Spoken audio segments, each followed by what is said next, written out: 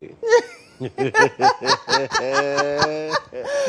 there, good morning to you. It's Tuesday, the 27th day of January 2026. You're welcome to another beautiful day here on the show. I never walk alone, but Liverpool fans, they walk alone. My name is Mohammmed. And I am Joshua Kodjo Mensah. Good to be back on your screens this morning. It's a Tuesday, and with the kind of activity I saw on the road today, it tells you that people are really up and about their business. And people, for the first time in a long while, are complaining about January being too fast. You know I just bat an eyelid, and the next moment, today's 27th. Oh, Into last. This has actually been quite the shortest January I've ever seen. I think I blame the Hamilton. Because we didn't get to experience Hamilton, we didn't necessarily see January, being January. No, I think in your part of town. What does that mean? But when you go to my area, in the South municipality, our sins are moderate. So those of us in guys. And so much noise. It's okay. Anyway, today is pretty packed. We have a list of things that we'll talk about today. Some persons think that the delegate system must be scrapped, and so they filed a writ to the Supreme Court for the Supreme Court to make a declaration on that matter. Some NPP members and then an NDC member. It's quite interesting that on this particular score, the NPP and the NDC, some members, seem to agree that we need to scrap the delegates. So I'm thinking the NPP has about 4 million, party members. And so out of the 4 million, we know that on Saturday, about 200,000 of them are going to vote to elect a flag bearer. And so what these persons are seeking to say or seeking from the Supreme Court is that it should be open for the 4 million. How do you know if there's no infiltration? If somebody who wields a card, I could wield an NPP card maybe 2 years ago, but today I don't believe in the ideologies of the NPP. If I still believe in the ideology, I'll go and vote for that particular candidate. Would that not open a certain a certain floodgate? What is the end game? Well, for them, it's an affront to the Constitution. They've cited a few articles, Article 55, Articles 1, Article 17, and a host of others. But will this suffice? Well, the Supreme Court will make a determination. They have just, 4 days to go? And I don't know if this will wash. But hey, it's good. It's good to test the law. I mean, I subscribe to that yes, that's why the Supreme Court is there. If there's a provision of the Constitution that you believe is being flouted, it's always good to go to court. But then my challenge would have to be, listen, these are internal elections, the parties basically pay for these internal elections. They have complained over and over how expensive it is to conduct such elections, and so you get it. And so having to now, I mean, the NPP recently expanded the electoral college to over 200,000 people getting to take part in the process on Saturday. Now imagine it is open to 4 million people and above. Well, you know what? I'm not a lawyer, and I said, it's good to test the law. Let the law make a determination. The law is the law. But I believe strongly that there's a reason why these things are the way they are, because you don't also want to put enough pressure on the party financially. So what that would mean is that it would open the floodgates for people to now be drawing finances from various sources. But then, when we have monetized. Exactly. And for the NPP side, talking about Professor Frimpong Boateng and then Dr. Nyao Tamaklo, I'm asking myself questions. These are people who are saying that the party they belong to is not a party they see today. They are not happy about the party. So is that why they're taking this step? I guess someday it will be nice to have a conversation with them on this. The NDC has tried this before. In 2015, they tried this. It didn't work for them. They went back to the old system in 2019. Elections are expensive. Elections are really expensive. Why fix what is not working? But anyway, we are not the courts. No, so we are just sharing our opinions. Yes, so we cannot make a determination. The law is the law. The courts will make it. The Supreme Court is the apex court of the land. So they will make a determination on this matter. As to when they will make that determination, well, we cannot say. But it's just 4 days, just so you know. To the NPP's primaries, presidential primaries, and we'll talk also about that. And then Ayawaso East is in the news because about 2-3 weeks ago, the member of parliament for the area died, unfortunately, and so it is imperative that he is replaced. Even though families are mourning, Ghana must continue, and the people need a representation. Some people have expressed interest in representing the good people of Ayawaso East, notably Baba Jamal. Baba Jamal, mind you, came second during the last election in before the 2024 election, during the primaries to elect a representative to go into the election. He came second. Will he come tops this time around, since the person he went head-to-head with is no longer there? The wife of the late member of parliament has equally expressed interest. Some people have cited the Islamic dictates that she's going contrary. Will she stick to her religion, or she'll go and contest? I feel other people have equally read their hairs that they want to contest. I spoke to her spokesperson who gave the indication that, listen, she's going to observe the Eid. She's actually observing that. So she's not in the front of the campaign. She's not campaigning, getting to people to talk to them. She has a team that is handling that. She's indoors. But how does that work? We know how campaigns work. And I asked that question. They said, listen, looking at the track record of Haji Amina in the constituency, she doesn't need to be out there for people to know what she's done for them, because they believe strongly that all the initiatives that her husband was championing, she was solidly behind them. And so the track record is there. That's why, Charlie... And you see, there's precedence. Exactly. You've seen people whose husbands have died and they have taken on. And so if she wins, it will not be news. If she doesn't, it will mean that the sympathy votes, I'm putting this, that she's seeking to get did not work. That card. Well, they say the campaign is based on her competence, and she's very qualified, she's very competent, and she's demonstrated that she's concerned about the people of the constituency. So yes, we'll just wait and see how all of that pans out. But it's an interesting campaign that you're not going to meet the people. Maybe she's doing that virtually. So when the people go, they call her via Zoom. Do you know the demographic of her constituency? No, what I'm saying is that when the campaign team goes to the people, maybe they call Haji on Zoom. So Haji wants to speak to you. So there's a lot of ways to kill a cat, and I think if she gets to win this, it will tell us that, well, we need to really look at how we go about campaigning. Sometimes you don't necessarily have to be with the people. That is, if she's able to, move to the... And if she wins, it could also mean that the sympathy vote trump card was also at play, and it won her the vote. So these are all the... Unfortunately, you and I will not be voting. Yeah, you and I were not there. We will not be there. Exactly. So that one there. We cannot determine for the people. But then, it's their choice to make ultimately. And if they believe that Hajia is the woman to go. But we are having a conversation with Baba Jamal. And the interesting bit is that Baba Jamal is our ambassador to Nigeria. But... he wants to come back home. What is pushing him home? I'm sure you out there also want to know. Maybe the light out in Nigeria. Okay. On that note, let's motivate you this morning.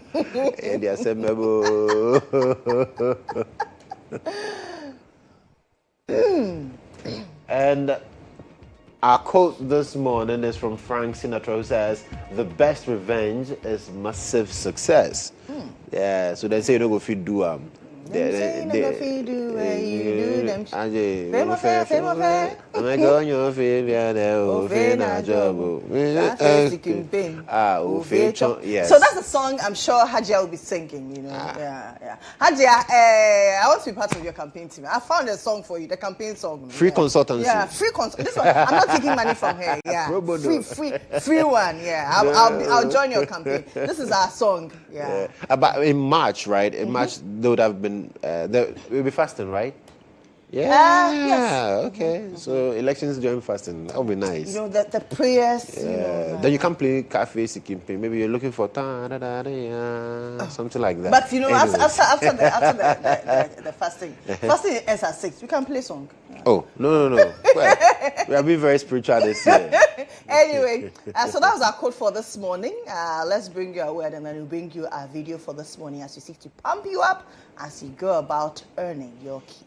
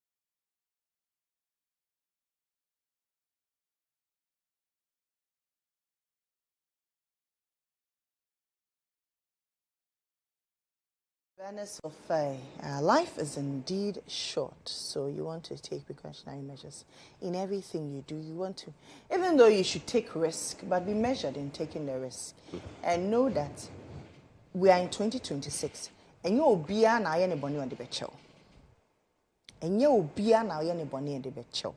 Life is short. So you will be bonia. People can make it shorter. People can make it shorter. See, life has taught me that sometimes people might be quiet to an extent, but one day, once they decide that will be few. Yeah, like you're cheating on your wife and then she decides to mind you one day. One day, she'll show you that. You regret it. You realize that. So life is short. Don't joke with your life. I've been seeing pictures of Pakposhito, then the red one, and Akweliwabi, and they say assorted men. When she serves you assorted men, you will understand. You will understand. So please, life is short. Be measured in everything you do. Yeah, and because it's also short, don't think too much about other people. What they have to say is very short. Yeah. Live your life. Make sure that Okrane too is happy. Once you are happy, what somebody else says, that's their own cup of tea. In the end, they will stop talking. Yeah. Something else will come up. Somebody else's matter will come. They will move on. After that one. Because as we are humans, every day somebody will do something. Exactly. So once you are thinking that, if I do this, they will talk. My dear, if you don't do it, they will still talk. Yeah. So take the risk. But be measured. Be measured, but take it. Yeah. Take it. As for the risk, I keep telling you, as for risk, not taking the risk is a risk. Yeah. It's a big risk. Take it. See, anything you want to do. Hey, down there, don't do it. However, just know that life is short. Be measured in your risk taking. Charlie, she's becoming dead to me. Let's move on. On that note, let's head to Inside Out. Dead to me, wow.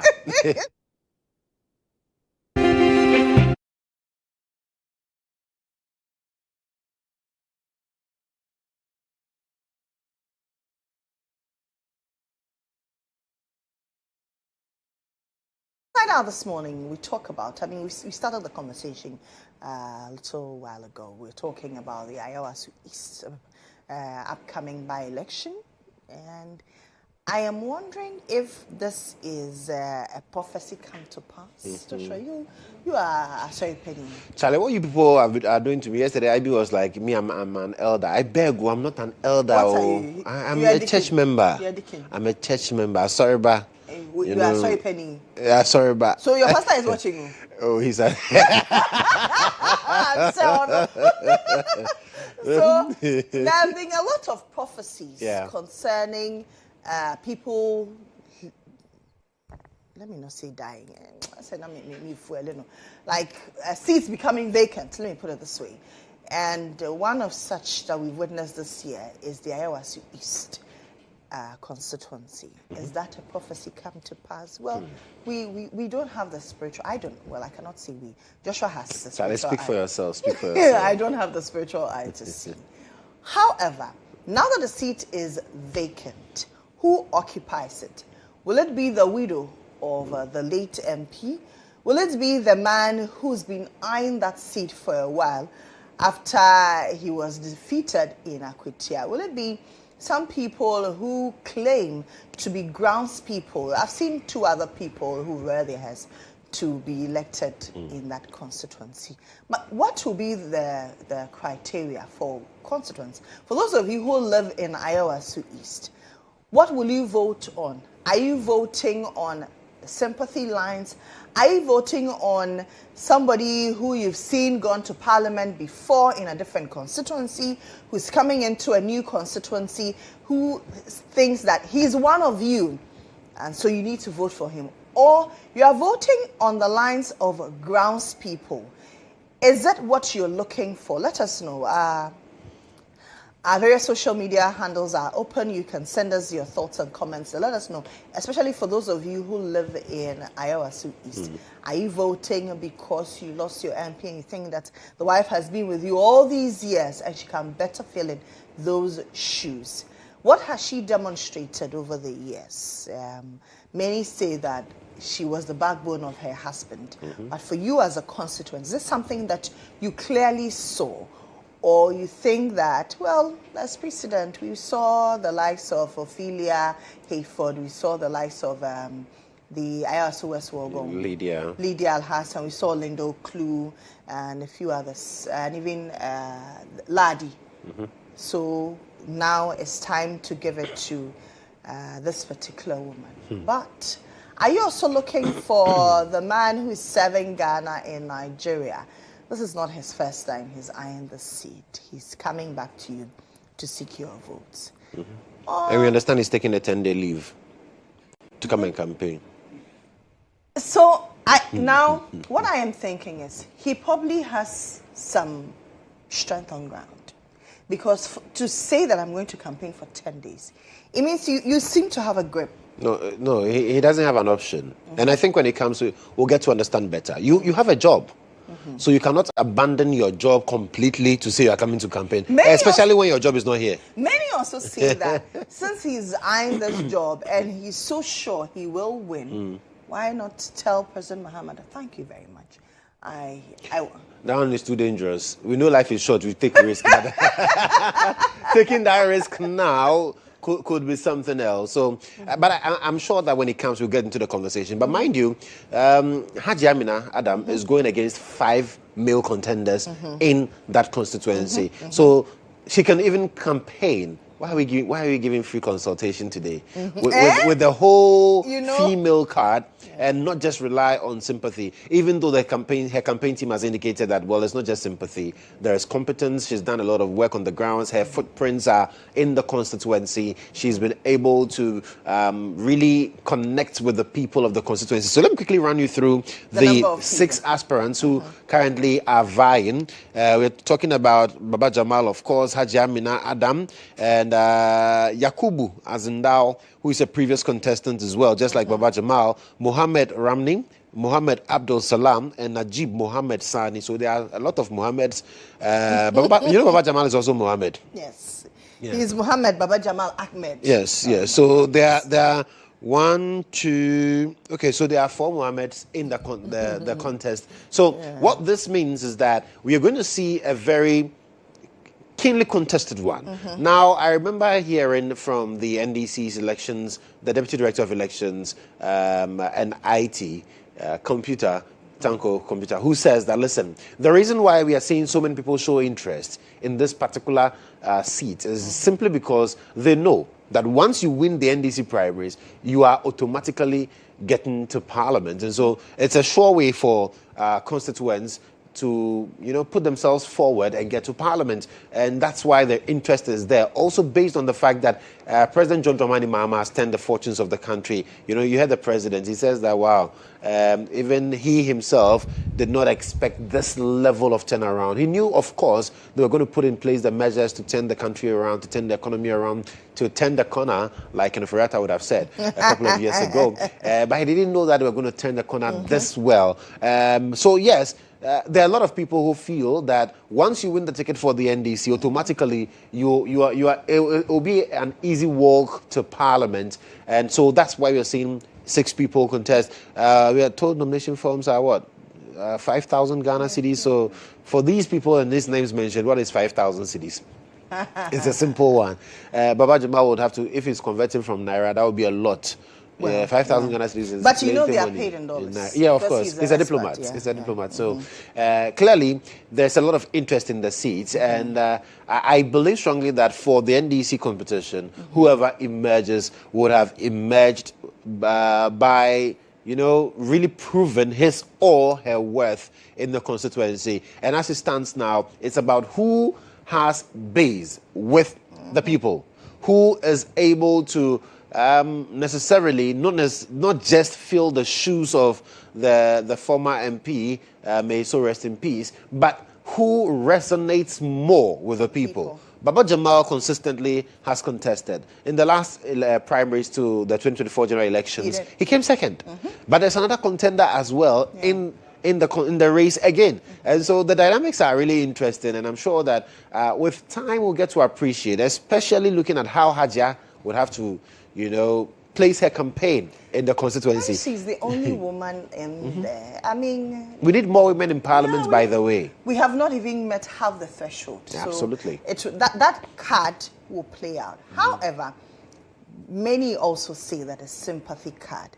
Looking at the way her husband died, I mean, he was sick for a short while and then he passed. So many say that the sympathy card will play a huge role in her campaign. However, now the twist is that on the sympathy score, she is not meeting the constituents face to face. Yeah. How will it play out? How will it pan out? She's that missing I do not see, because now the other card that her competitors or her contenders will play is that, where is she? We can't find her. But you see, she's mourning her husband. There's presence that is presence than presence. Sometimes you come and show face. I see you, you talk to me. Then when you are going, you say, Charlie, I mean, you know, just vote for me. And someone says, I'm not coming to see you. Then you see Alet Kong who has shown presence. But you see, we have seen this in the past. It is not all the time that money reigns. They will take some of them will take the money and they will still vote against you. No, but you see, that's the thing. In this particular one, it's not MPP against NDC. It's the same party. So clearly there is that whole, we are all in there under the umbrella, But like I said, listen, whoever emerges winner of this particular contest will definitely have proven that indeed he or she is in touch with the base of the party. Is a true grounds person. And that's the only way out for me. Because when you talk about resources, mind you, Hajia has resources. Yes. Baba Jamal has resources. The others, I believe, also have resources and have people who are following them. But who has proper connection with the people? Who do the people, the NDC in the constituency believe has the potential to continue whatever project that Nasser Toure started?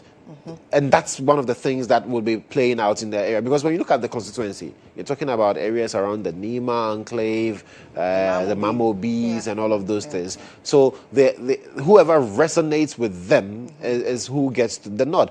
We are talking about the fact that, yes, the campaign against Hajia could be the fact that, well, where is she? Then the question would be against Baba Jamal, well, he was in Niger, he's in Niger, and he's here for 10 days. After 10 days, he would maybe have to go back. They will say, well, after the election, he decided to abandon us and go and look for greener pastures. President Mama appointed him. But that is also going to look for greener pastures.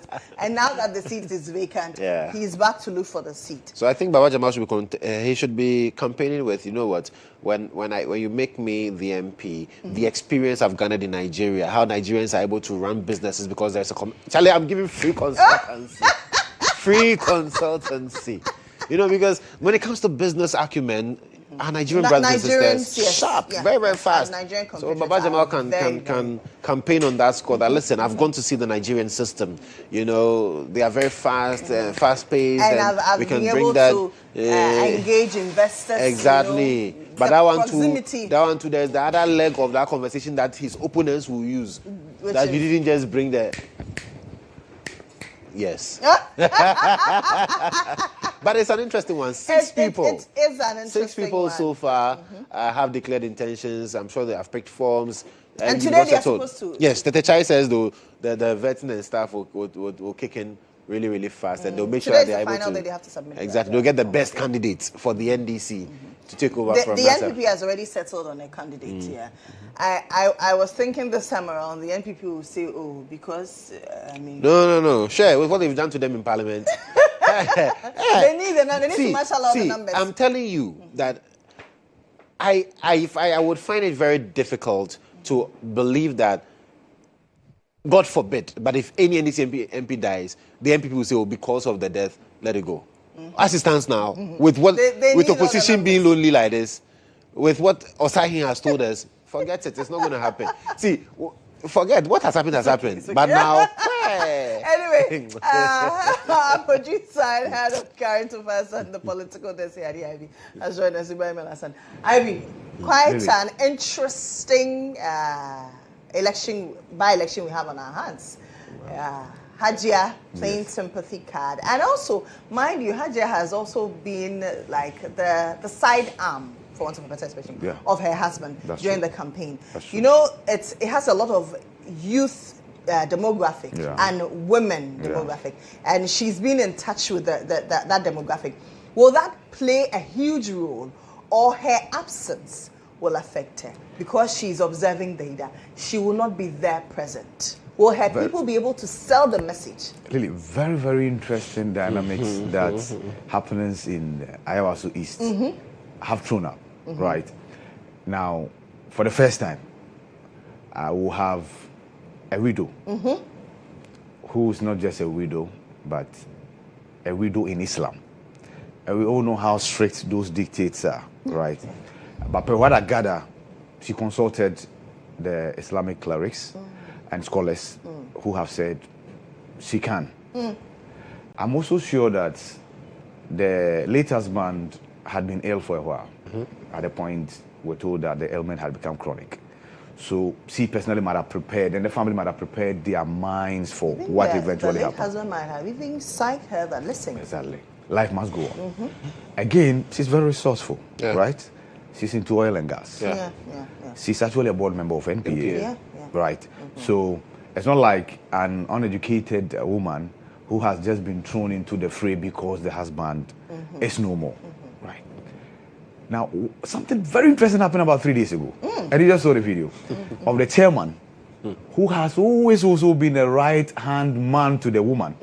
And because the woman is unable to move from door to door as a result of the 40-day mandatory indoor observance that she's undertaking, the constituency chairman had been the one to go to people and speak to them on her behalf. And then he says, no, I also want to join the race, right? Very interested. So that takes something away from her corner, to be honest with you. That takes something away from her corner. The biggest resource she has is the goodwill of the late husband. Sure. And the fact that they were doing everything together. I stood here a few days ago, in fact, after the demise of the late Mohammed, that there were many who attempted snatching the seat from him, who were much more educated, much more fluent in the Queen's language. But the Nima people will tell you that it no be English with the chuff. And I'm quoting them. When you go to them and you rattle and then speak the fluent English, they tell you that it is not the English that we eat. And so that's how he was able to endear himself to them. To his constituents. Exactly. So, yes, many people had thought, okay, there was a contest before the 2024 elections. Baba Jamal placed second. Yeah. Right. So how about the party just saying that, okay, the one who plays second should go? The MPP says its candidate should just go. Right? Because there was a candidate in the constituency for the 2024 elections. Right? And they've settled on him again. Just go. But then the party also, I'm also sure the party is looking at the interests that have been expressed. Salam, for Salam is a good friend, a young guy. He's a nurse by profession, right? He's a social activist and what have you. I've seen him throw his weight, his heart into the race, and the young people are rallying support behind him. It might not be for today, but for tomorrow, right? Like 6 of them. It will be very interesting. It will be a contest between. So Baba Jamal, I'm told, has not resigned, and I'm sure we'll ask him when he comes. He has not resigned. He's just taking a leave, so he's on leave to come and oversee this. It's good for him. If it doesn't work, he goes back to his post, right?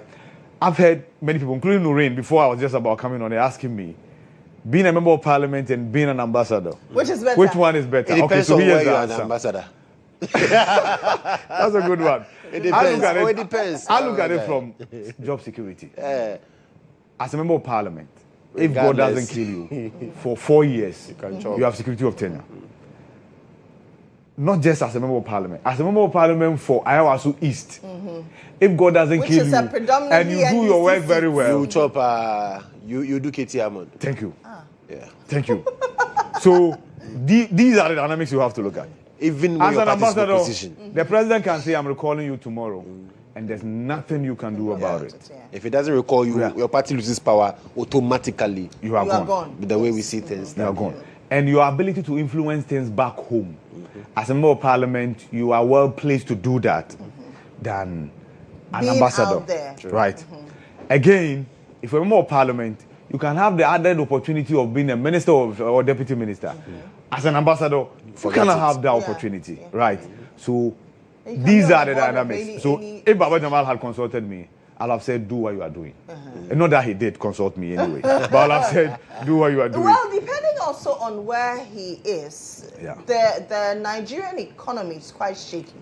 Okay, but ambassadors are treated equally. They are supposed to be treated equally. Let's put it that way. Your ability to engage investors, bring in investors, is limited because of how the Nigerian economy. There's Dangote. Compared to your friend in the UK. Zita, yes, yes. She has a lot of resources on her hands. She has a lot of people. So a pool. Will you be surprised if she also takes leave to come and contest? No, she won't. We won't advise her to do that. I'm not sure she will. Even when she was London, here, for UK. Yeah. Even when she was here, she didn't express interest in. So you see, you agree with me that it depends on where you are an ambassador. Even though they are all treated equally, it depends on where you are. I get that. I think Zita, because Baba Jamal has been a member of parliament before, right? Yes. And he has attempted returning to parliament. On a different. If Zita, same applies to Zita, why not? There could be ambassadors and high commissioners who think that, okay, there's an election coming, let's come and contest. The point is, if you lose, it doesn't automatically mean that the president will recall you or you lose your job, right? Tangoba, right? Tangoba. Yes. She was in Italy. Came back home. Yes, became a regional minister at a point and decided to throw her heart into the race. It happens. But what's happening in Nima, I hope it brings development to them. Because there are many people within NDC who have expressed interest. I'm sure you know that it's a foregone conclusion, right? The elections will be held during the NDC's primaries. That's the general election for the parliamentary election. The parliamentary election will be held during NDC's primaries. After the parliamentary primaries of the NDC, the MP has been decided upon. It is what it is. You know, interestingly, the NPP candidate, I barely had heard his name. Nothing will change. And the party knows that. But you see, the party will have to fill the candidate. The party will have to whip up interest in its base in the constituency. It doesn't matter how many votes you get. But at least for future, especially with their very limited numbers in parliament. That's the president's constituency. You know that, right? The president is the constituency. The former president. The former president. Because the president is in Ladade Kutupo. The former president. Please. The former president. It's not been too long, so we still. You know, I was saying that it would take us time to say former President Akufo-Addo. With time, I mean, we'll get it. We now have another Akufo, right? Speed. Eddie. Sometimes you don't say things. But then I do it. But anyway, the people of Ayawasu is now 6 persons have picked forms. They will file it today. Today's Tuesday, so they'll file it today. And then the party will begin processes. They'll vet them. And then they will go and campaign, come to you. And then they will tell you. They'll come to you physically and virtually. And financially. And alertly. To tell you what they can do for you, what they've been doing for you before. They want to continue. Whether there will be a reset or there will be a twaso. A twaso in the sense that Hajia has always been by the side of her husband. Whether Baba Jamal will come and take it and reset it or the others will, but that will largely depend on you. I think if you look at Nima, the late President Mills did something that was very commendable. The party has been winning elections in the two constituencies. It used to be Awasu East, and then now the North was carved out of it since time immemorial. So what he did was, the very first project President Mills did was the Nima Highway to put bitumen overlay, asphalt overlay on it. The community doesn't have enough space for any other development. So there's a drainage that has been like an albatross. That is equally done, right? And then there's now, I think, a pedestrian walkway that's under construction on the Kanda Highway. That's equally a welcoming development. But job. Because if you say you are giving them one community senior high school, where are you going to place it? Government attempted giving them Agenda 111. And they sacked my tea seller. You know, I used to buy tea from the Nima Runabout. Yes. They sacked there. They couldn't do anything. But you see, look at how a man will be General Hospital is. Yeah. Look at where the police hospital is. Look at where Greater Accra Regional Hospital. Look at where 37 Hospital is. You think that if there's an emergency, anybody in Nima will struggle to have access to medical, and then they also have a more like a clinic. Yeah. I think just expanding the clinic will have done us a lot of good, because I doubt that the Agenda 11 project will come off. It won't. So my T-Cell is back, and many other hawkers there. Yeah, Now, what the youth is demanding for jobs, is jobs. jobs, yeah. Simply. Jobs, jobs, so that we will stop sitting at the base, and then there's base, there's 15 Bob, there's 441, there is Buza 11. It's not easy. The camps are mainly. Yeah. They want to dissolve the camps by going to goodness. work. They need jobs. Yeah. But who can Sustainable jobs. Good. Who can better speak for them on the corridors of power to bring them jobs, be able to lobby for jobs for these people? Well, I am not a constituent. I'm not sure either of us are. Please. Yeah, but we have interest. Yeah. Yes, we have interest. Vested interest. So they're not like our T-Cell. Let's take a break. When we come back, we'll bring you some sports update. Tell you what happened to papers.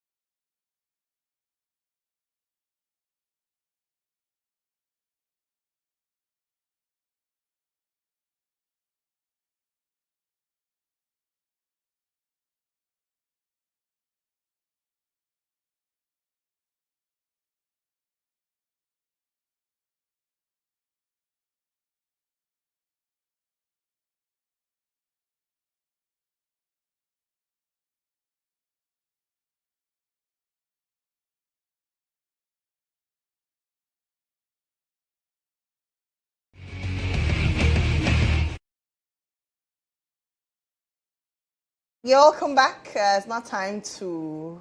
Yesterday they did the. Lily, the Arsenal people good I morning. missed No, this. you didn't miss. You didn't miss. You didn't miss. Okay. You know, it's a victory for the week. Good morning to all Manchester United fans. We are feeling good. And Lily, I know you missed out. Just watch some of the goals because you look at that. That's for this one. Yeah, fine. He's not around. He could not sleep. After what happened yesterday, the man could not sleep. Mr. Jantua Could not come last week. because- So it tells you.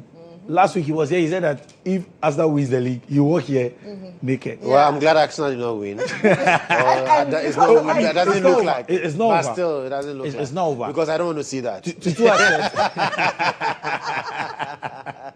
I mean, that's just for fun, though. Yes. But then this morning, we want to start off with I show speed. And, you know, a lot of people, I show speed. Ghana, what can we do? Well, yesterday, he was at the Bukum Boxing Arena. And Is that him? Yeah, that's him in black. That's I show speed in black. And Did he fight for real? no, it was not the official bout and all that, but I mean, he was introduced to boxing for the very first time in Ghana, and it was a sight to behold. But the guy for Puncham. No, I mean, they had, and you know, when you A actually, gentleman's agreement. yeah, exactly. When you watch the video, his bodyguards, you know, the one in the black with the glass on, the shades on, is a Ghanaian.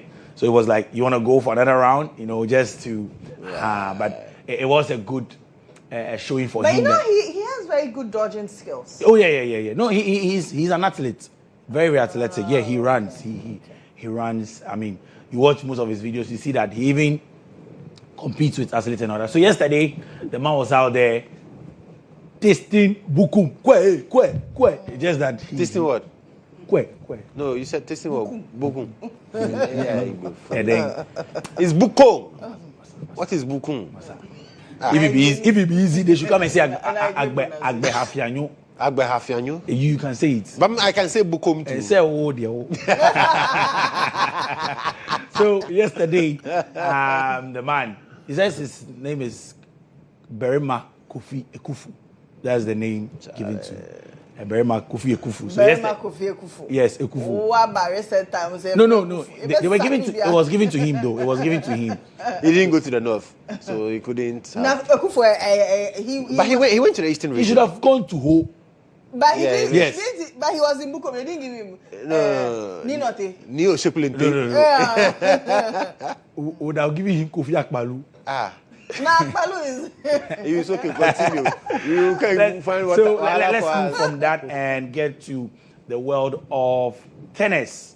Yesterday, I mean, some big games happened, and this dawn we saw Aryna Sabalenka advancing to the semi-finals of the Australian Open, and then of course the man Zverev also getting to the semi-finals there after a 3-1 win there. But then it was an easy one for Sabalenka there as she beats the teenager in the quarterfinals. Let's get to hear from Sabalenka, who says it is all or nothing. Still wants to win the Australian Open. The semis is going to be a battle because whoever makes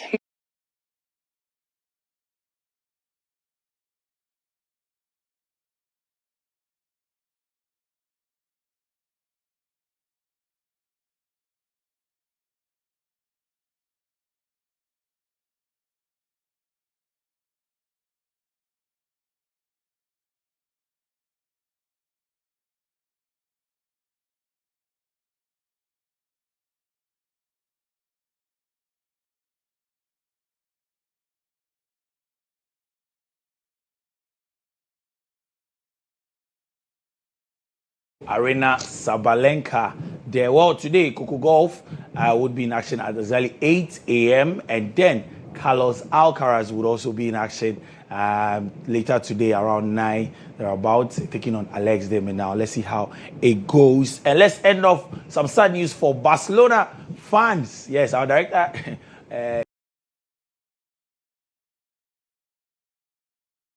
Congratulations to him. Let's see how it goes for him. That should do it for the sports chat this morning. Do join Monica and Joel at exactly 1 p.m. for the game. If you love radio, join us on the Star Sports Digest on Star 103.5 FM at 12:30 p.m. I'm Joe Zadie, and of course, we're outside. We are Manchester United. Team Papa. We beat Arsenal. Glory. Manchester United. Anyway, we take a break here. When we return with our guests for the breakfast review. And then later after the breakfast review, I will bring you an interesting conversation with a man who seeks to lead the good people of Ayawasu East in Parliament. Stay with us.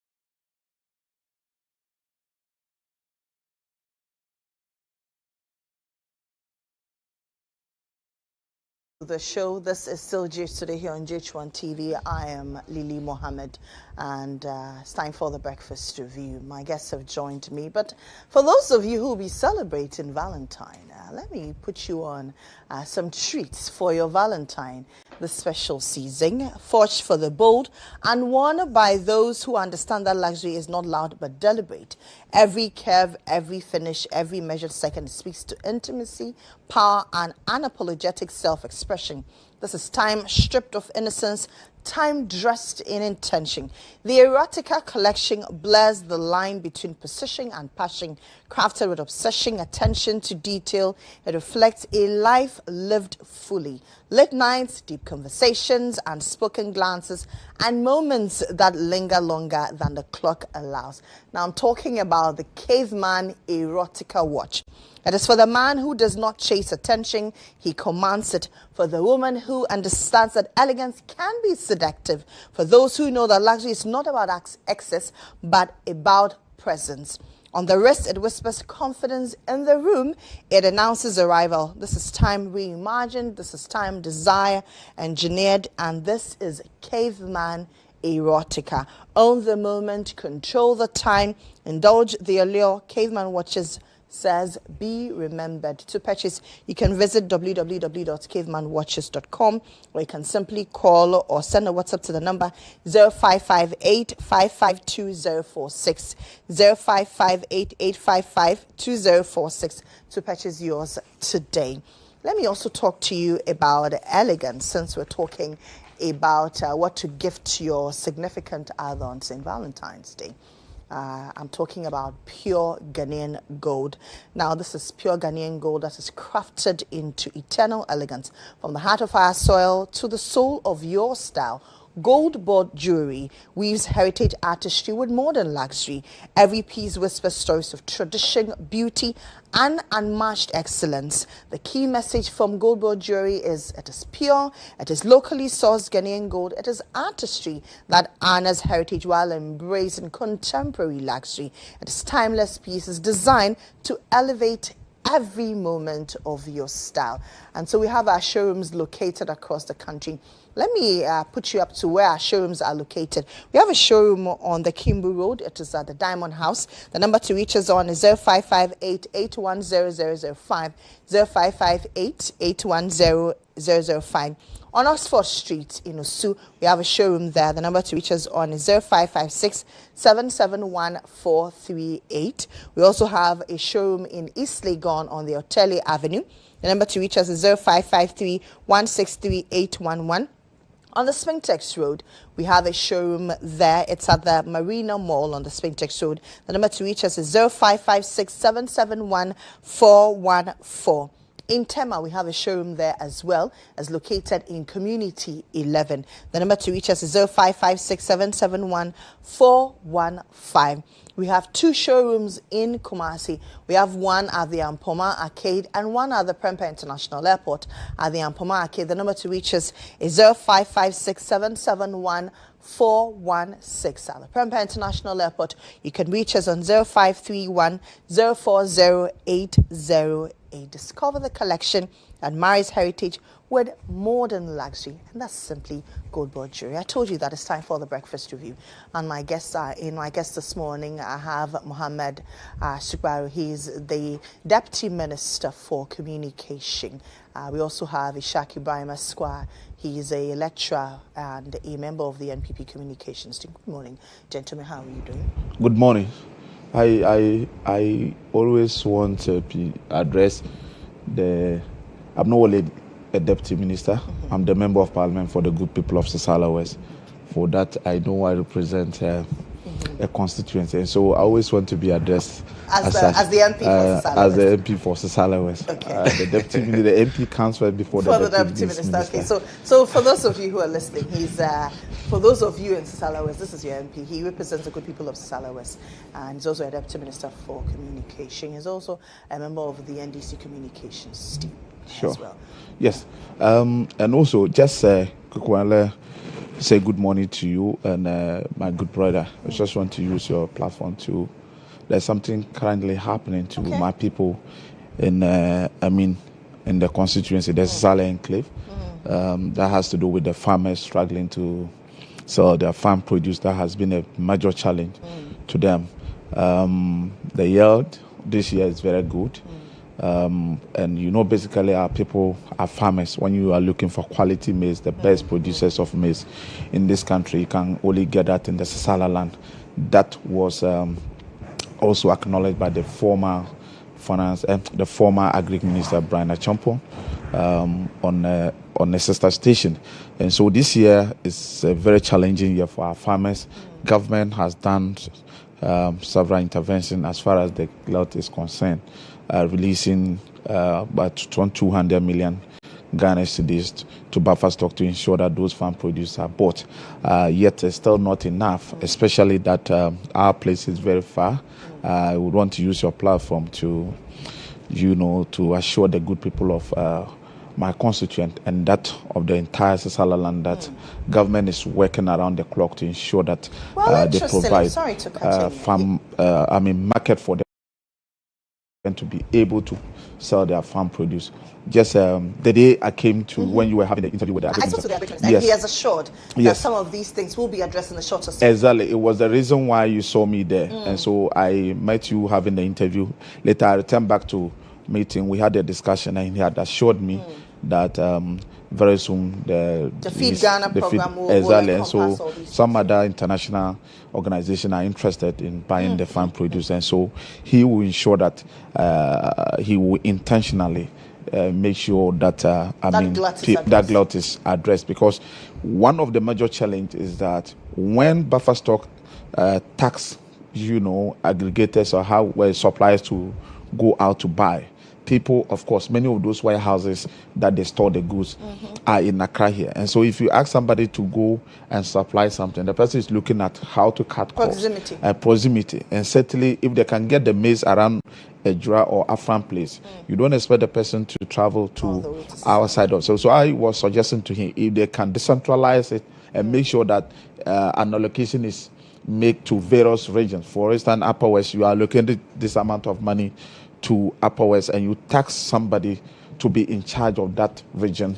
I think he mentioned that in the interview with me. He mentioned that. Yes. That now they are going to zone it. Zone it, yes. It's a challenge. A farmer will be looking for just even 200 Ghana cedis to solve a problem, to even get somebody who is ready to buy the maize. They don't get it. It's not easy. And we share borders with Burkina Faso, just a stone throw. Unlike most days, it was easy. People could easily cross there. Now, they are not also, allowing people to bring in goods, farm produce to their market. They also want to consume them. So they won't allow you to come and also add your problems to them. So it's a challenge. And even though government has made several attempts to addressing it,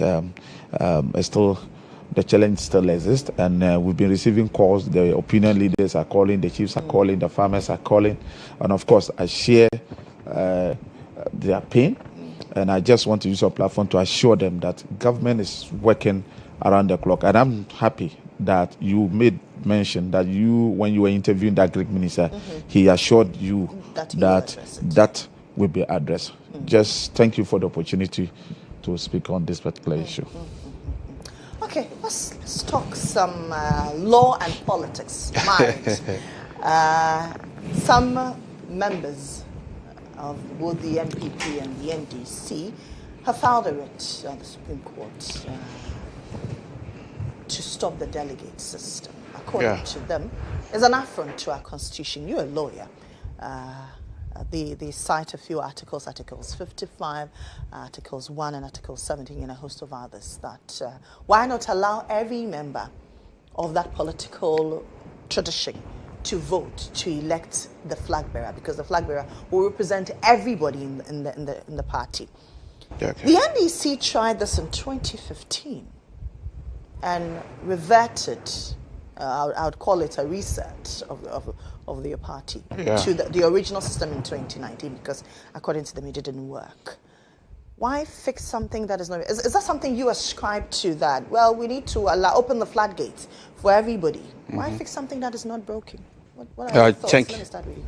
Thank you very much. And of course, good morning to you and good morning to my brother here. But before I touch him briefly on this particular main thing, I just want to make a small comment about this price of corn and maize. Okay, the glut. Yeah. I mean, it is really an issue.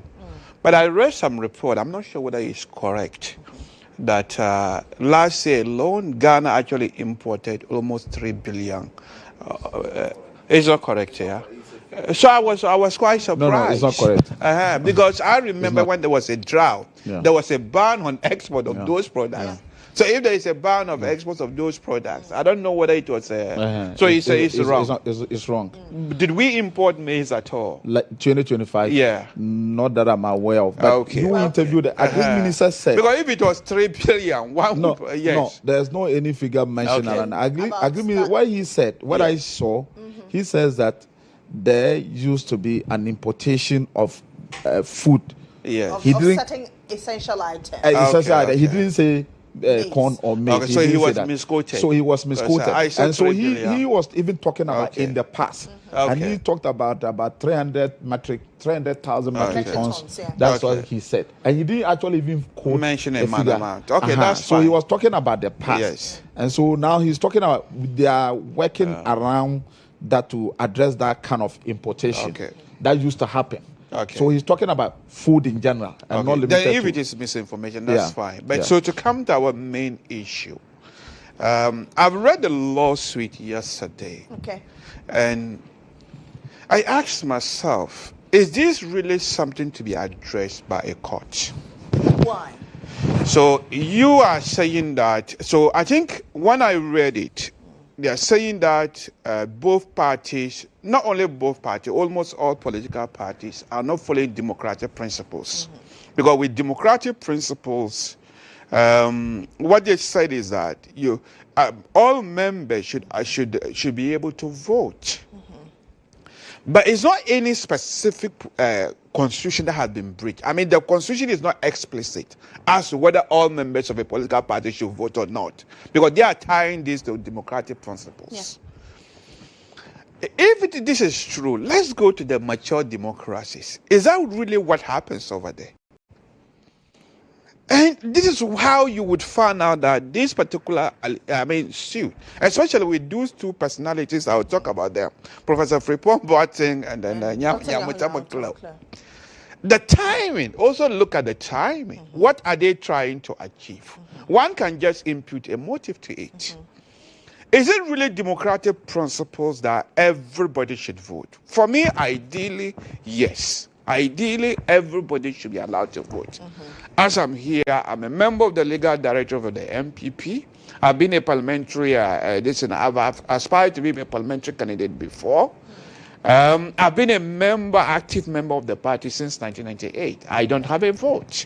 Yes, I wish I could vote. And if my candidate would have had my vote.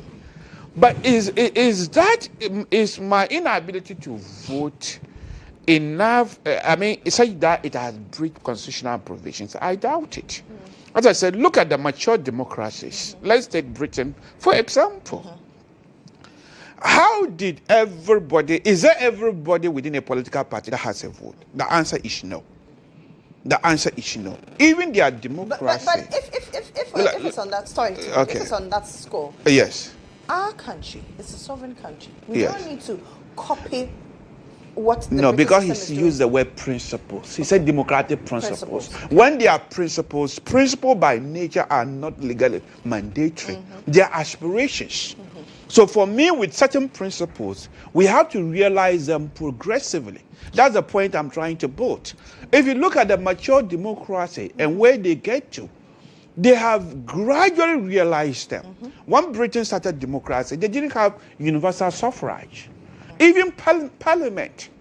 Commoners were not allowed to go to parliament. That is why we have this House of Lords and House of Commons.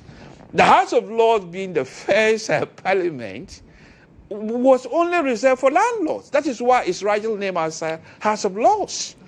It was only adult male who were allowed to vote.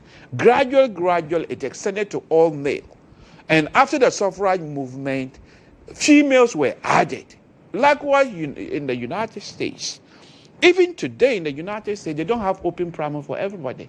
Some states have caucuses. When it is caucuses, it's more like our primary.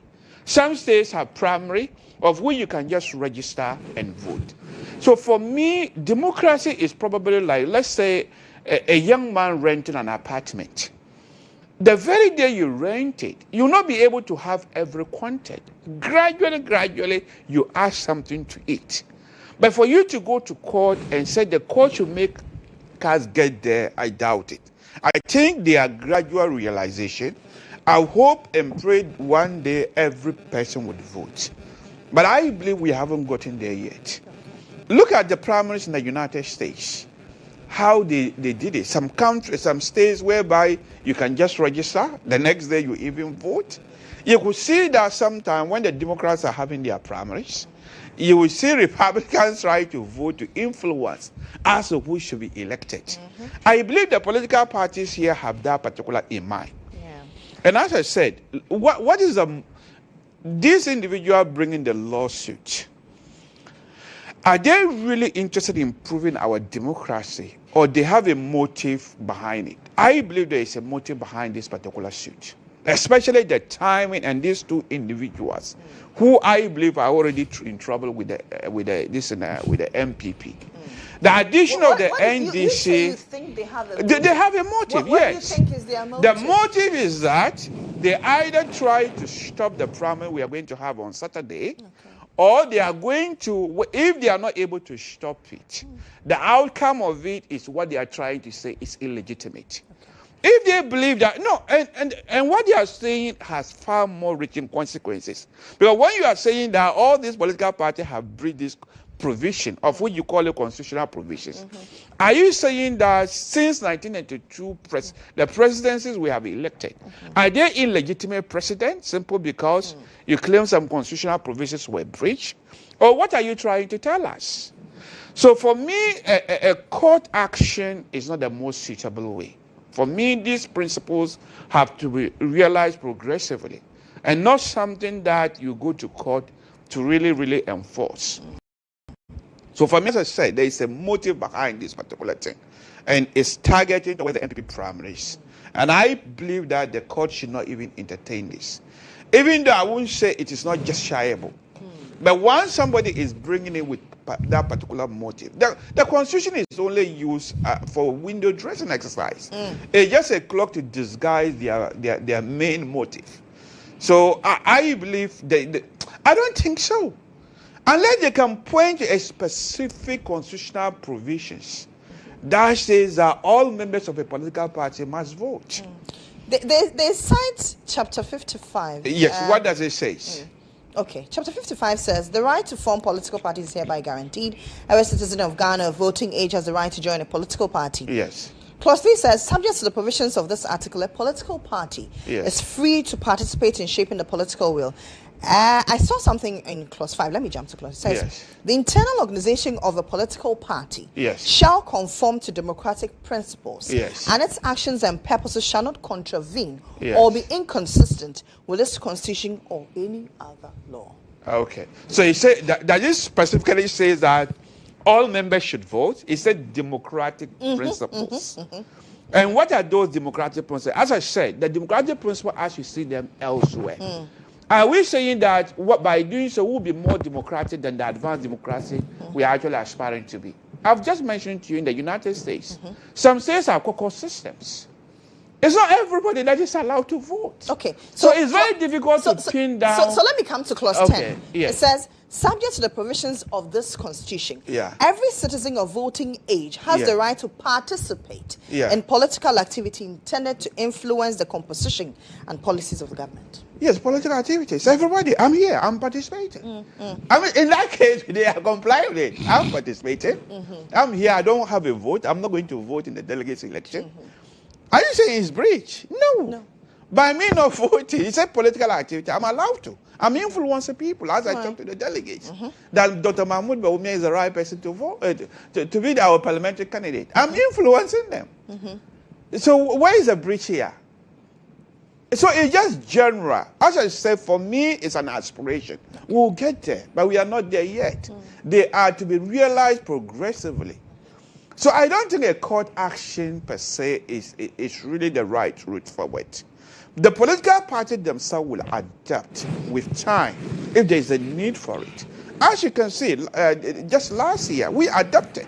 We included more members, former members. We are actually much more progressive when it comes to that side than the NDCs. They see that. So, but to go to court to take an action to force political party to open up immediately for everybody, I don't think it is an area the court should actually entertain. For me, nothing is breached here. It is an ideal. And as I kept mentioning, the way for you to know whether you are progressing is to compare yourself to some people who are already well established.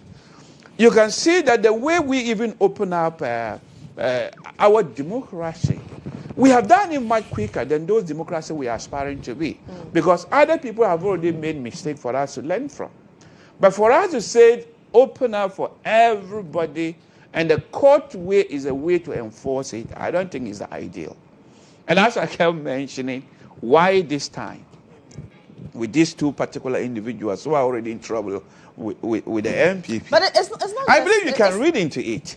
Can't you read into it? Well, I cannot. Deep down, you can't read into it? No, I can't, unfortunately. Come on. I can't. Because it's not just it's not just members of the NPP. There's a member of the NDC. Of course, for window dressing. They have added it. Who is the other member of the NDC who is part of it?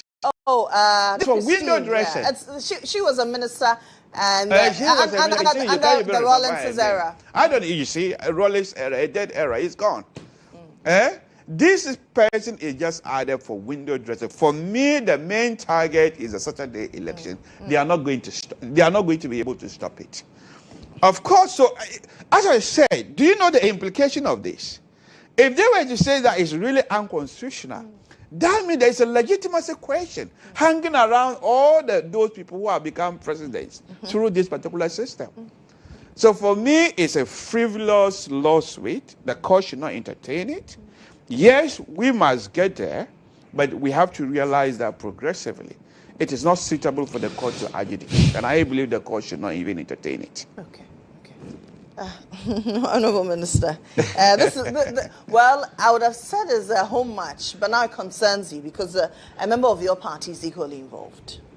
Yeah, but before I, speak on it, I just want to correct something said by my good brother here.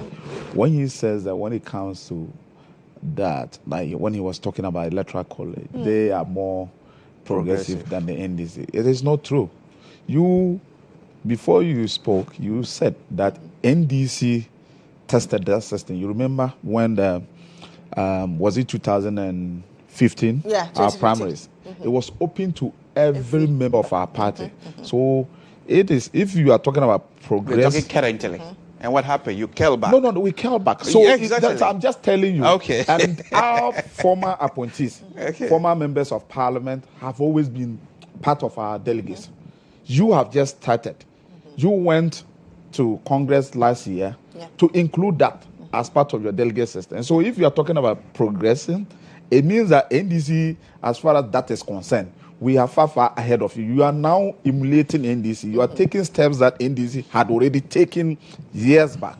And also you said, when you made mention that the third person is a member of the NDC and that the third person is an appointee of Rawlings' era, you say it's a dead era. It's not a dead era. We NDC build on the legacy of our founder, which is Rawlings, the former president, the 1992 constitution, which today we are all, practicing, was, given birth by Rawlings' era. So an era that we are still in the Fourth Republic.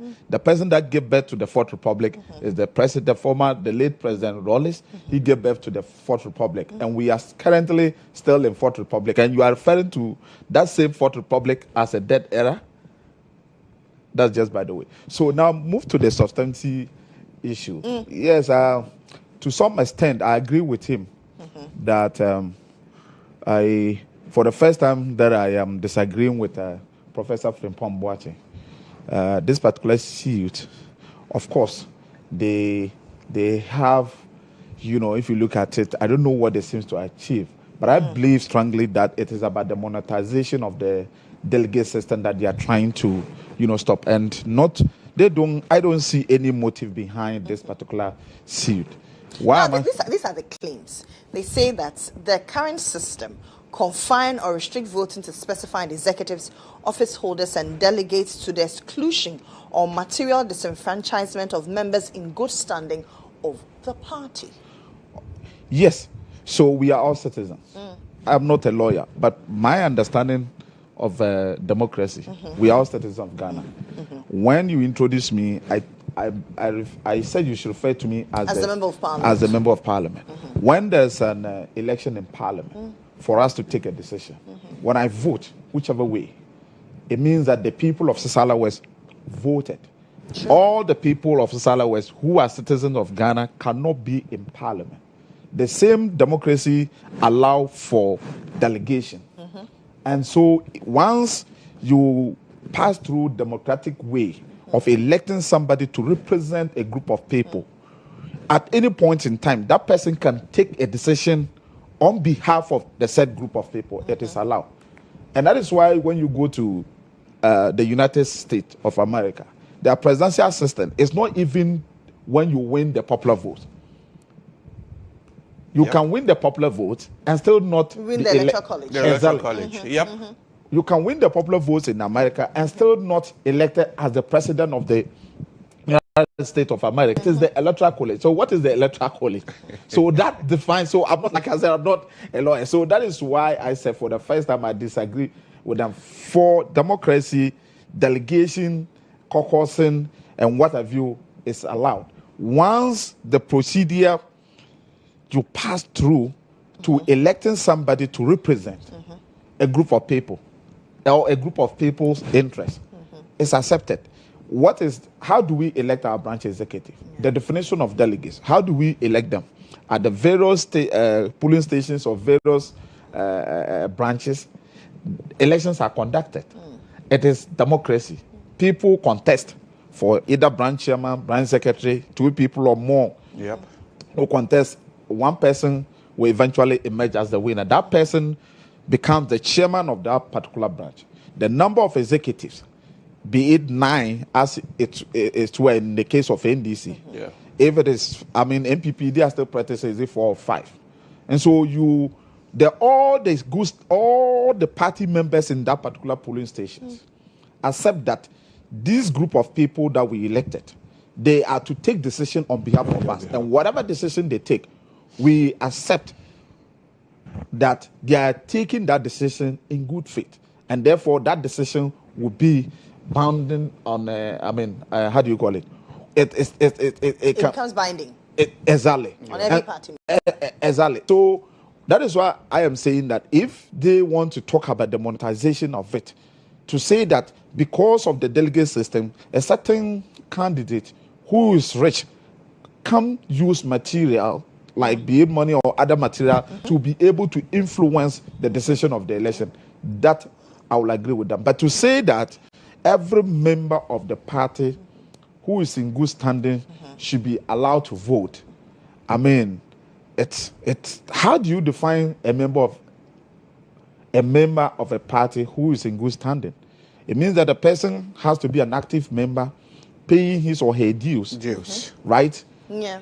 That is a bit. So, we practiced it in 2015, and we realized that many of the so-called people that said they were in good standing, were actually from MPP, the opposition then. In the case of Sisala West, today, some members of the MPP who are current executives were seen in our voters' register because they were holding party cards. And at the time that they were voting, what is the definition of, there's no any amount. That's that we say that every month you must pay 100 Ghana cedi. And so if I can come and say that I'm paying my dues every month, I want to pay 1 cedi. And I can backdate and even pay as many as like 5 years. It means that I am in good standing. In reality, I am a staunch member of MPP. But I decided to do that to be able to influence a certain decision in that party. And so that is how come it is difficult for us to adopt that kind of system. For the delegate system that we are practicing using the branch executives, the MPs, the regional executive, constituency executive, former appointees, and what have you. Of course, if you are not in good standing, you cannot get appointment when your party is in power. If you are not in good standing, your particular branch will not elect you to be a branch executive. And that election in itself defines who a good standing is. And so, for me, it is not something that we should do.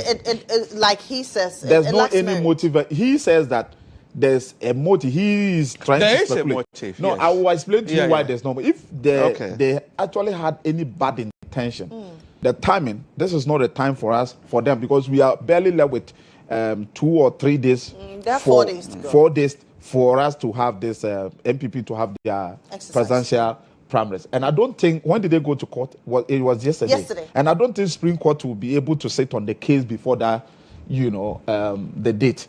If well, they actually, we have had precedents, remember? No, but of course, that was then. We are talking about an era that is Ghanaians we've rejected that era. No, that people go to court, Supreme Court, and get, the court to sit on the case and pass judgment on that same day. No. We now have a trusted judicial system that are you by that saying that you do not trust, or you do not trust the previous judicial system? Still the same judicial system.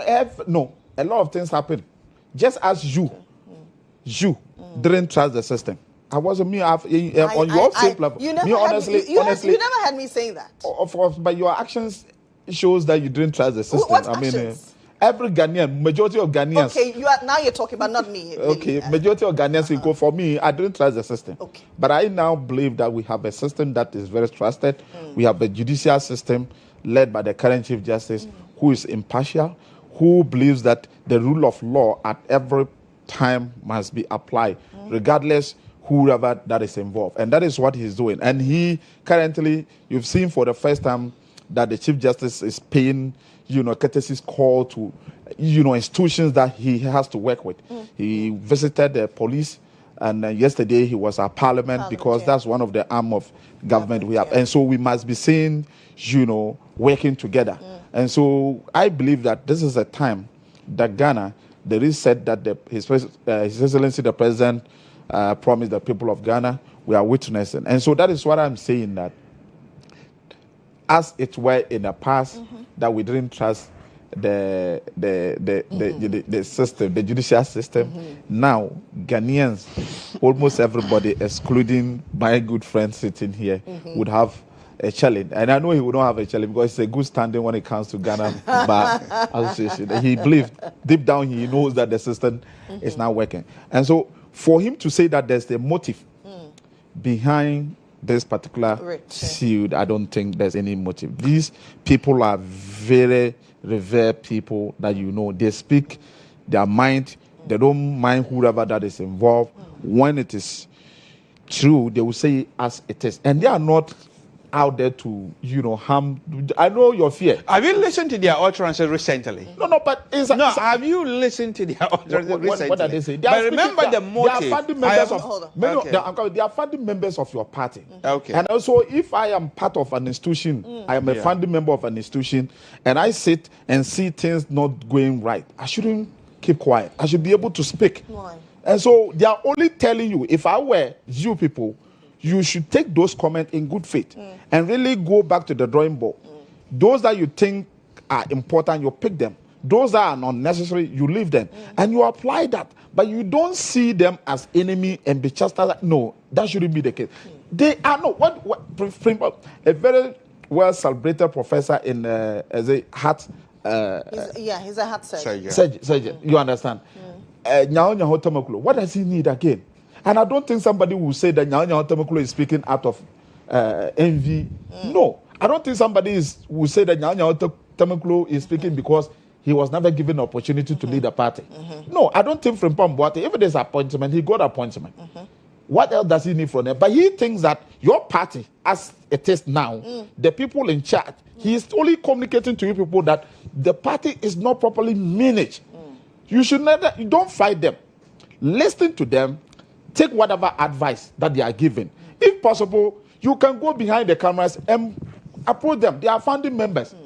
Ask them, what is the issue?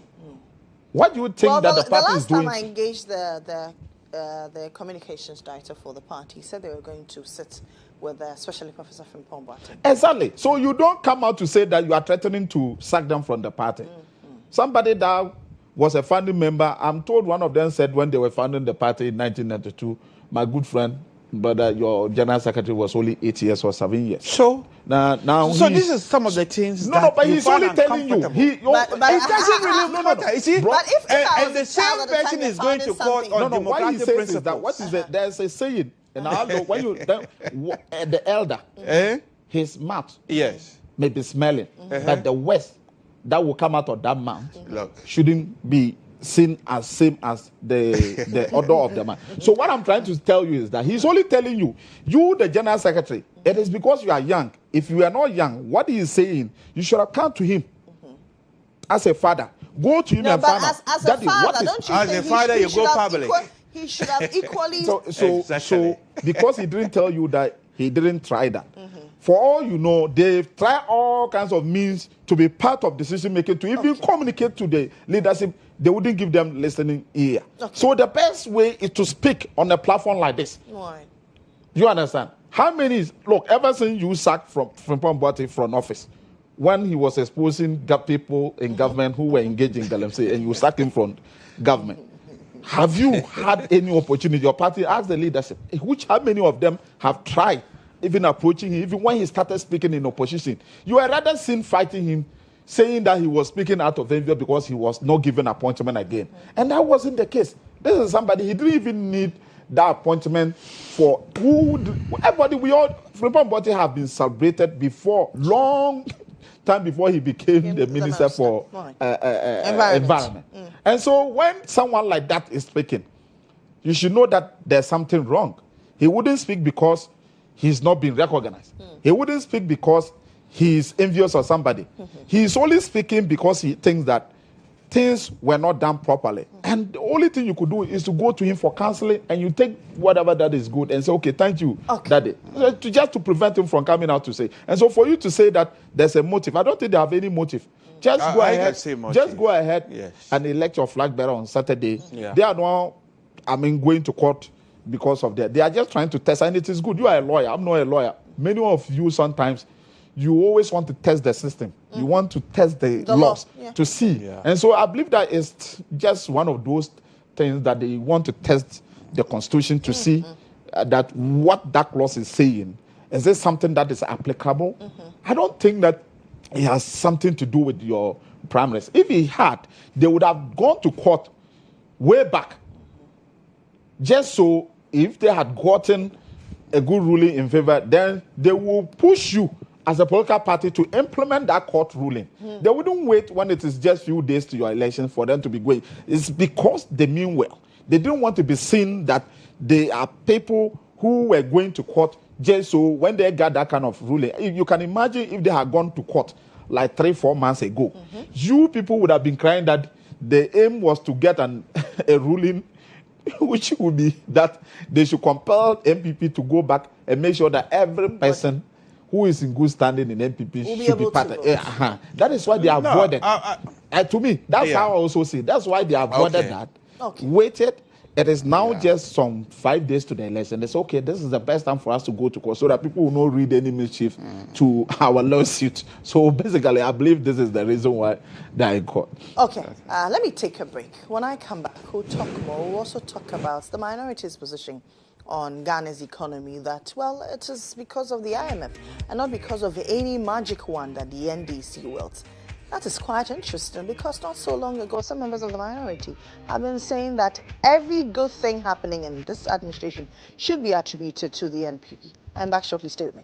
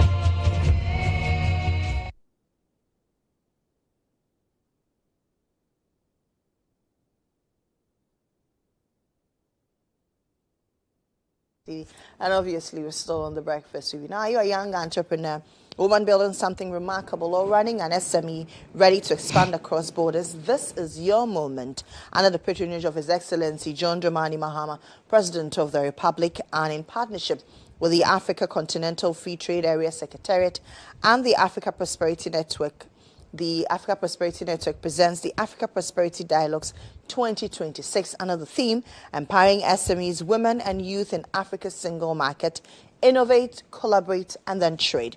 This all-important African meeting takes place at the Accra International Conference Center from the 4th through till the 6th of February 2026. The three-day Africa Prosperity Dialogues 2026 will be accompanied by the Projet Afrique exhibition, and the event will culminate with the Africa Prosperity Champion Awards and Gala Night at the Kempinski Hotel on February 6, 2026. Network with leading investors, access real funding, and learn how to trade across Africa's market of 1.5 billion consumers. This is not just another conference, it's an avenue to your continental success. Register now at africaprosperitynetwork.com. africaprosperitynetwork.com, or you can simply send a WhatsApp message to the number 0536 098325, 0536 098325. My guests are still here. Let's talk about some claims by the minority that, well, the current economic gains the country is witnessing was not engineered by anything, by the NDC, or the NDC has not demonstrated that it indeed was the magic one to turn the corner, as the NPP said when it was in power. But however, this can be attributed to the IMF. Honorable, let me start with you. My earlier topic, I started with him. Your colleagues on the other side say, well, you have not done anything. You are in, part of this government because you are a minister. You have not done anything. You are just leaning on the back of the prospects and lay down things by the IMF. Well, I am not surprised that the minority is saying this. I would have rather been surprised if they come out to say good things about this government. Because knowing the you don't expect them to say good things? No, but Ghanaians knows them. You know them very well. That they are a group of people that when they see the truth, they will still go for the lies. They are a group of people when they see something that is white, they will tell you that it is black. They are a group of people when they see black, they will tell you it is white. How on earth that not less a person, my Osahini, the minority leader. I like the way you call him your Osahini. Yes, my Osahini, the minority leader, the leader of the micro minority in Ghana's parliament, would mount a podium to say such a thing. I was surprised yesterday seeing his posture and the kind of press conference and the kind of things he said. I was like, what is happening to my Osahini? Not long ago. Are you being sarcastic? No, I'm not being sarcastic. Not long ago, when this country, when His Excellency John Dramani Mahama took over this, when he took over governance, and things started to turn in a certain direction, and Ghanaians started hailing John Dramani Mahama, they came out to say that it wasn't sustainable, particularly about the appreciation of the city. They said that all what the governor and the finance minister were doing, they were always pumping money, dollars, which was not sustainable. Fast forward, when they saw that it became reality that that was sustainable, it wasn't only pumping money, as claimed by them, it is as a result of the prudent management of this economy that gave us the results that we are seeing today. They ran again to market to tell the Ghanaians that it is not any magic. It is the good policies of the former regime led by the former President Akufo-Addo and Dr. Mahmoud Bawumia. Who was the head of the economic Who was the head of the economic management. Now, the strange thing, the most interesting thing, again, they will mount a podium to tell Ghanaians that Dr. Mahmoud Bawumia was sidelined and that he never had any opportunity to contribute as far as the economy management was concerned. Same people. You saw just a week or 2 weeks or 3 weeks ago, not less a person, a former cabinet minister,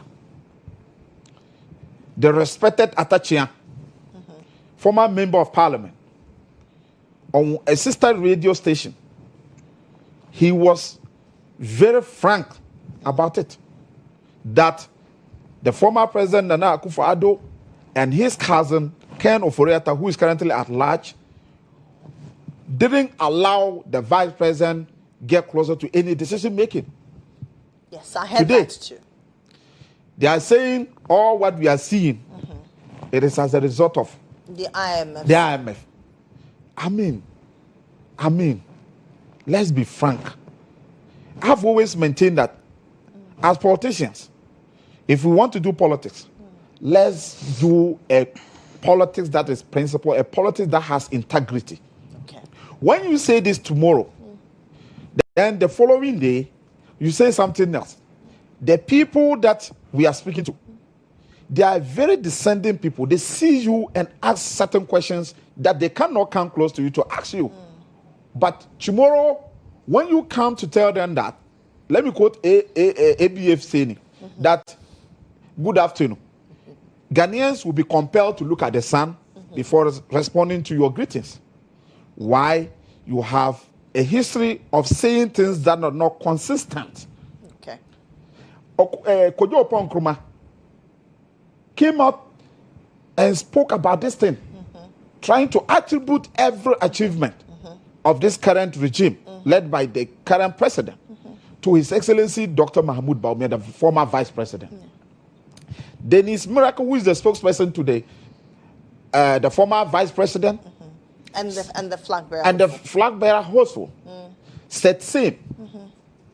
Now, you took governance and you took inflation in this country to 54%. You took inflation to 54%. You could not bring it to single digit when you were at IMF. Somebody took it from 24 or 23%, brought it to 5 point something percent. You say somewhere, you grab a microphone, you mounted a podium, you saying what? That it is as a result of IMF. When actually you handed over this economy with an agreement from IMF to His Excellency, the current president, and he brought it from almost 24% inflation to 5 point something, and you are telling me that it is because of the IMF. When you were in power, you actually went to the IMF, yet you could not stabilize the inflation. The cedi was skyrocketed around 17 to dollar. Now we have cedi around 10, 11 to dollar, and you are saying that it is because of the IMF. I don't get it. And so we have to be serious in this country as politicians. And if MPP want to be seen as a serious opposition party, they have to start with immediate effect, telling the truth. It is these same lies that they lied right from 2017 to 2024. And Ghanaians said, enough is enough. Your lies, we are tired of your lies. I thought after 2024 election, they were going to learn from what happened. But looking at things, they are continuing from that same angle, which will not do us as a country any good. Because I've always been saying that NDC believe in democracy. And so for us to do our best for the people of this country, we must have a very responsible opposition, and not opposition that does not have integrity. Opposition that will say something yesterday and then the next day they are changing their polls. And so they must be seen speaking with integrity. They must be seen as a very principled opposition. They must be seen as an opposition that when it is A, it is A. When it is white, it is white. When it is black, it is black. And not to be an opposition that is out there to distract. Because the press conference that I saw yesterday, to be honest with you, with all due respect to him, Osanyini knows how much I respect him. I don't know whoever that wrote those things for him to go and say. To the extent of even saying that he was questioning, he said he heard that the Chief Justice was in Parliament and that the Chief Justice was doing thank you talk. Thanking who? We are here. And you have stakeholders. The Chief Justice, who is the head of judicial system of our country, there are stakeholders in this country. And of course, having assumed office as the head of judiciary, it is important he pays those courtesy calls to introduce himself and also let them know his vision, the people he will be working with. You cannot say that at judiciary, police is not their part. Police arrest criminals and make sure they implement the laws, and those laws are implemented at the court, headed by the Chief Justice. If a Chief Justice pays a courtesy call to the police to tell them, yes, he has assumed office, he's paying them a courtesy call to let them know his vision and let them know how he wants to transform the judicial system, I don't see that to be a thank you talk. If a Chief Justice pays a courtesy call to the head of the legislature, which is the Speaker of Parliament, I don't see that to be a thank you talk. But my good friend and brother, senior in Parliament, yesterday, in fact, I was so sad. And I said, who is doing this to Osanyini? And so NPP should be seen as a serious opposition party. If this is how they are going to engage, in fact, I really fear for that political party, NPP. I don't want a situation that will get to a point that NPP will become like, CPP. But if they continue like this, we'll be heading towards that. I wish Mr. Jantua was here, so you would have taken exception to this. Let me hear from you. But that would be good for you. Then you become one party state. Oh no, we don't want to have that one would be party. good for you. That's what I said. Well, we want a very responsible opposition party. Shaq, let me assure him that MPP is a serious party, and the minority meant seriousness in everything they do. They are doing their constitutional mandated job very well, holding you to account. I can see how uncomfortable you are, simply because you don't want to be held to account. So for me, they are doing the job so far. So for example, so let's come to the substantive issue. The current success that we are chalking was a foundation laid down by the previous government. I believe there is some merit to it. And you see, NDC is typically, I said it elsewhere, they are acting typically like a student.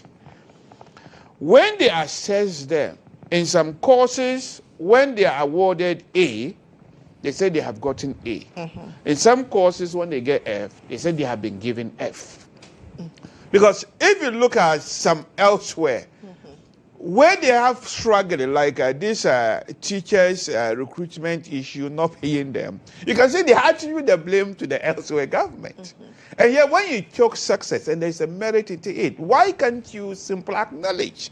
In fact, it's a sign of a healthy democracy to acknowledge when there are good success. If you want to know what you are doing well, it's attributed to the MPP. The then finance minister, Mohammmed Anta, were able to focus properly. He focused. Somewhere in October 2024, he said the worst is over. And 2025. Where did he say that? He said it somewhere in October 2024. On which platform?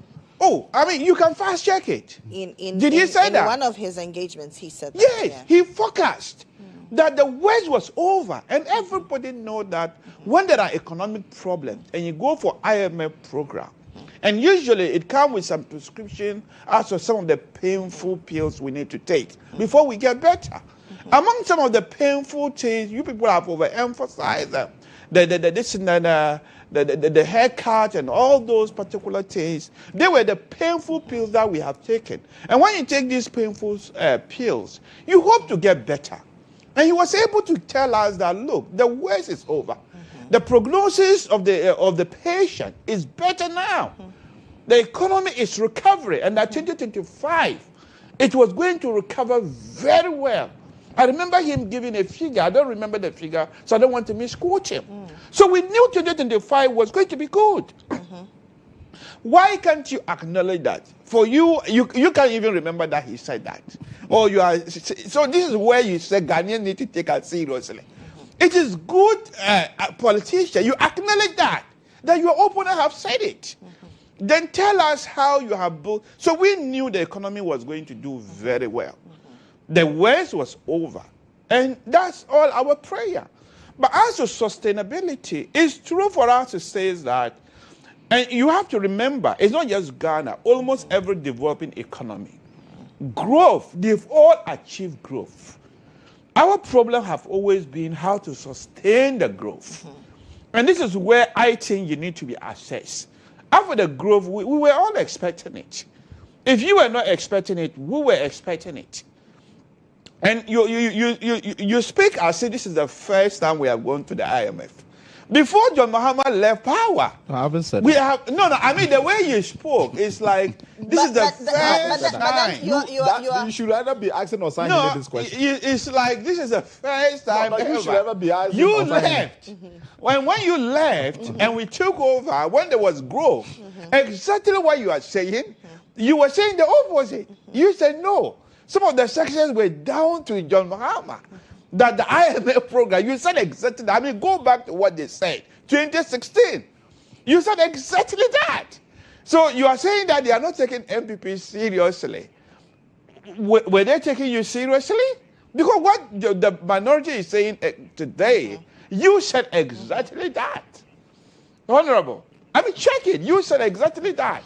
So the MPP would take us, I mean, the Ghanaians would take us seriously because we are basically saying the truth, that some of the success that you are having today is attributed to the IMF program, because this was expected. But where we need to appraise you is your ability to sustain the growth. And for me, now it's too early. Maybe in 2 years' time, 3 years' time, we are able to properly assess you if you are able to sustain it. And look at the way the fluctuation. I'm not familiar with the dollar, but I'm familiar with the pound. Look at how the pound fluctuates. Sometimes it moves from 13.50 to almost 15.50. I think as of today, it's about 15.30. You see that? So you can see that there is a problem with sustaining it because it's still fluctuating. And look at what is happening. Yes, and as we said, in the books, things look good. Okay. But on the ground, things don't look good at all. For me, so far, I have not yet received a success story. My electricity bill have gone out. As you take away my the e-levy, buying fuel of later. My electricity bill have gone up. I've heard some even the effect is so serious that I've heard some imams even in Tamale talking about the fact that a bag of maize is about 250, 300. Yet it has not had impact on TZ and the kenke that they used to buy. Okay. So this is where the real measure would be.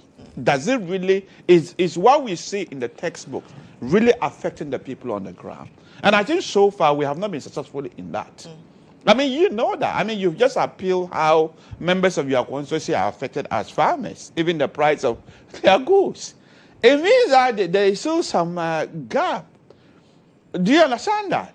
So I think the opposition is saying the right thing, that sustaining it is where we'll measure. But as to whether we should look at it today, I doubt it. Maybe 2 years down. Okay. If you are able to sustain it, yes. Okay. Ishak, let me take your thoughts on your activity on Saturday. Yes. The NPP primaries. Yes.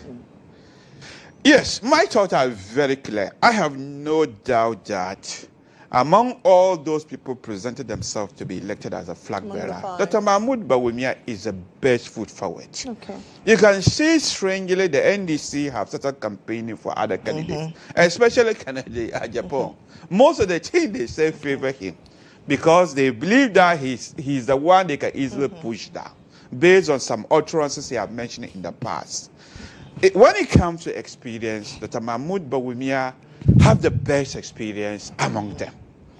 When it comes to the person who really stand out in terms of knowledge of the economy, his outlook is so bright. So for me, even though I don't have a vote, I would directly appeal to those people who have the vote that Saturday, we should not even waste our vote for any other person. We want Dr. Mahmoud Bawumia to be a clear winner so that there is no doubt as to the mandate he would have had from the delegates.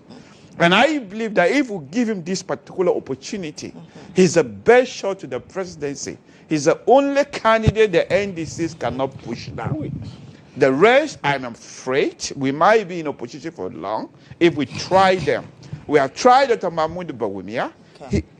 And as we said, most of the reasons they were attributing for our failure to win the 2024 election, I think they are wrong.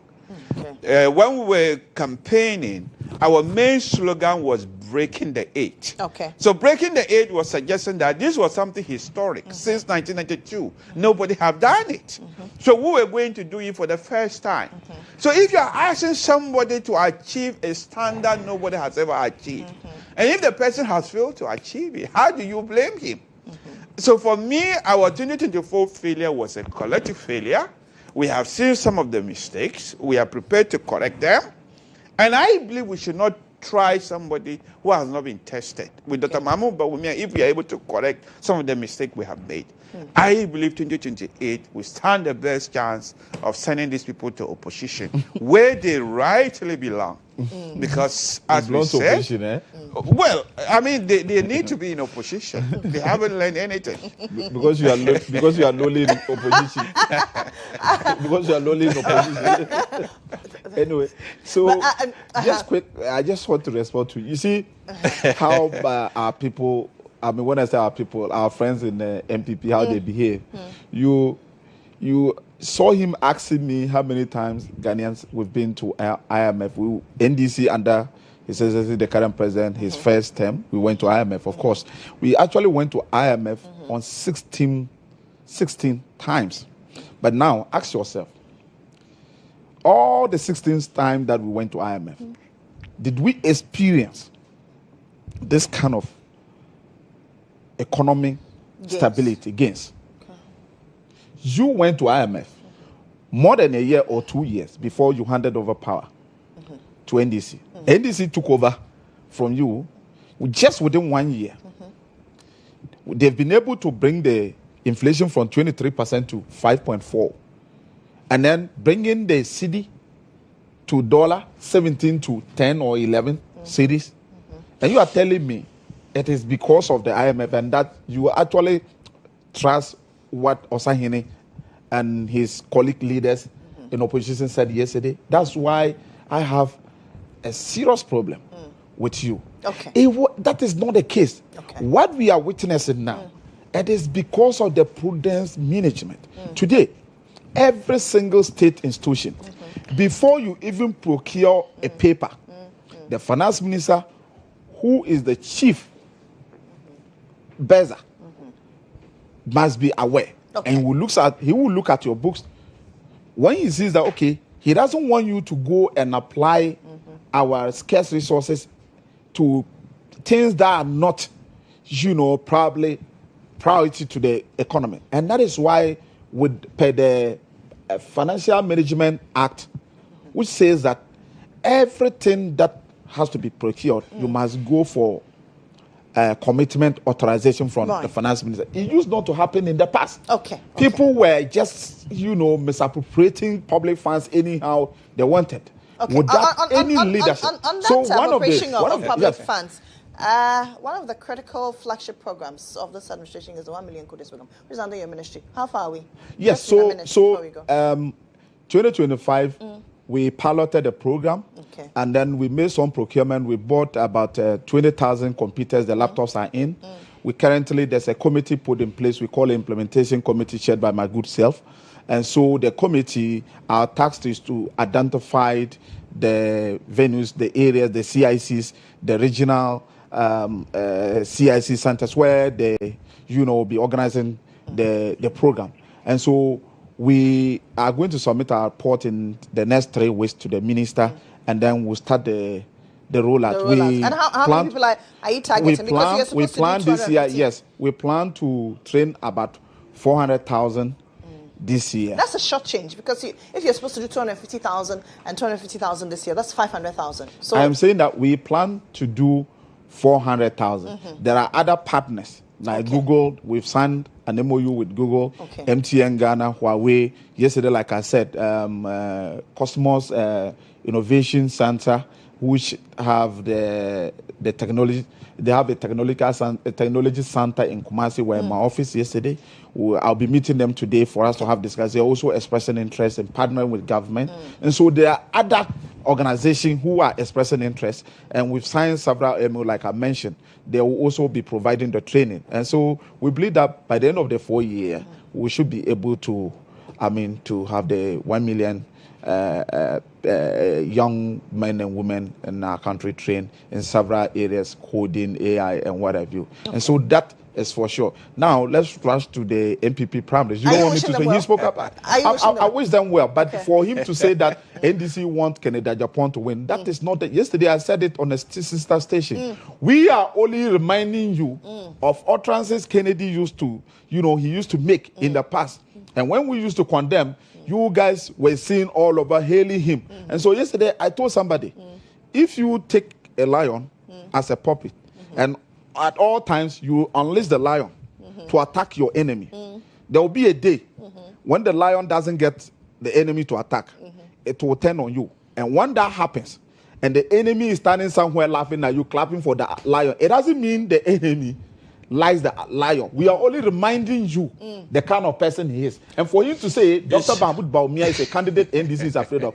I made mention yesterday, even me, Mohammmed, if I am elected to be the flag bearer in 2028 of NDC, I should be able to beat Dr. Mahmoud Bawumia because of the current situation we are carrying, because of the good leadership His Excellency John Dramani Mahama is providing for the good people of this country. We are not afraid of Dr. Bawumia. He led your economic management team, took Ghana inflation to 54%. He led your economic management team, took cedi to dollar from 4 cities to 17%. And so Dr. Bawumia is the most easy candidate for NDC, and we pray that Dr. Bawumia should be the winner for 2020. Their presidential primary on Saturday, so that 2028 your will be the most easier, in fact, the most easier contest. All right, thank you very much. That's Mohammmed Sukwar. He's the Member of Parliament for the Good People of Sisalawa. He's also the Deputy Minister for Communication, and Ishak Ibrahim Esquire. He's a private legal practitioner. He's a member of the NPP's Legal Directorate. He's also a lecturer and a member of the NPP Communications team. My name is Lily Mohammed. I am back shortly. Stay with me.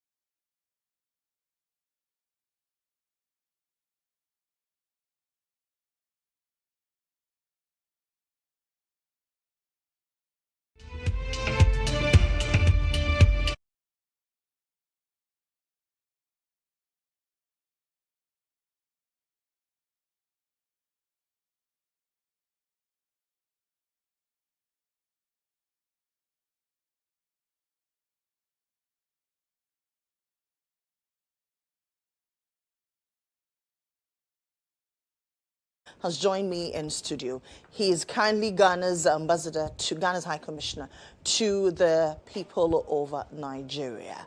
Many are asking, why would he abandon a strategic position? Now, mind you, Nigeria is one of Ghana's strategic partners. Why would he abandon that to come back home to serve the people of IOSU East? Prior to the 2024 elections, he also campaigned to become the parliamentary candidate. The people of IOSU East decided to go for the late MP.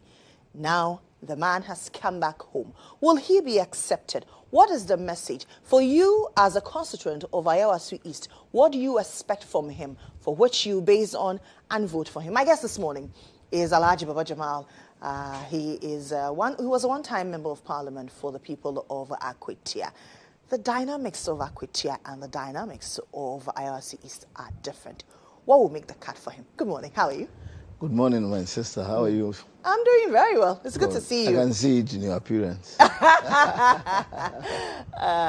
how are you? How's Nigeria been? Oh, Nigeria is great. Mm-hmm. Nigeria is, everybody who comes to Nigeria will enjoy Nigeria, in spite of all the security challenges that we face in the country. But it's a nice place. I've enjoyed it so far. About close to 5 to 6 months that I've been there, it's been good. And we are doing our work, trying to improve the relationship between Ghana. In fact, improve upon it. Because I must say that Ghana and Nigeria have a good relationship already. So whatever we do there is to improve whatever has been done. And I think that we are not doing badly. It's been good so far. In a very short time, we've succeeded in chalking some few successes.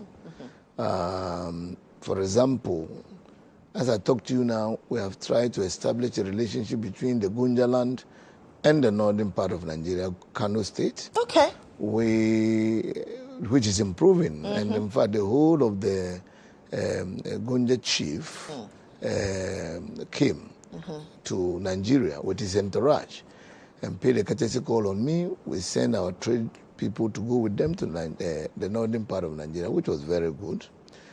I also, in the short time, as I talk to you now, STC is about to extend its services to Lagos. Okay.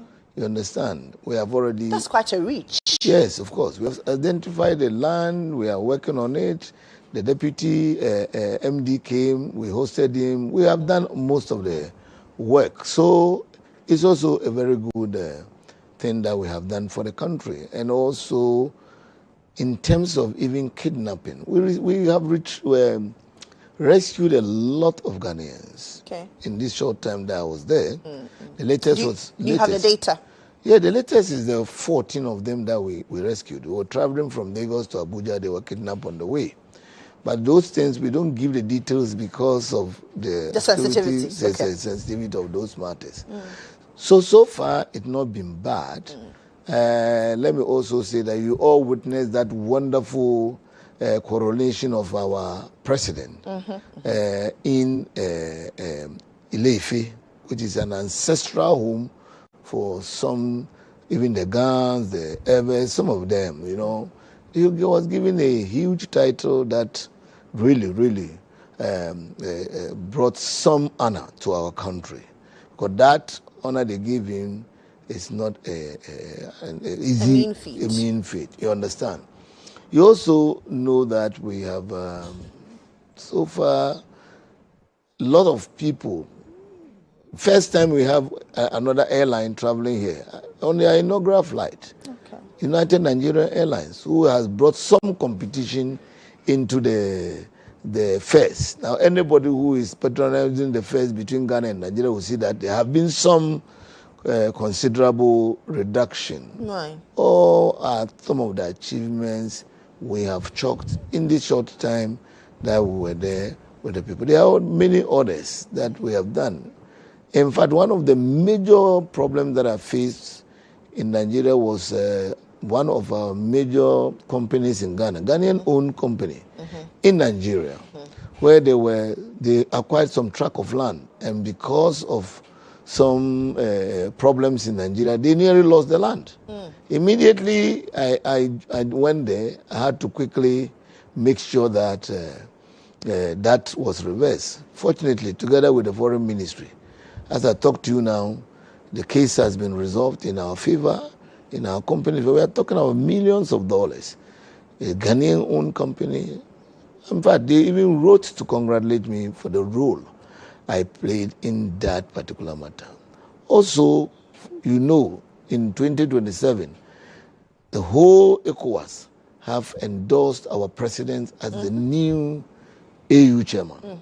You know, that was also something that we had to go in An engineer. Right. And of course, led by our foreign minister. It was very difficult but successfully done, because let me tell you, our image abroad has not only improved but has also brought a lot of honor to us.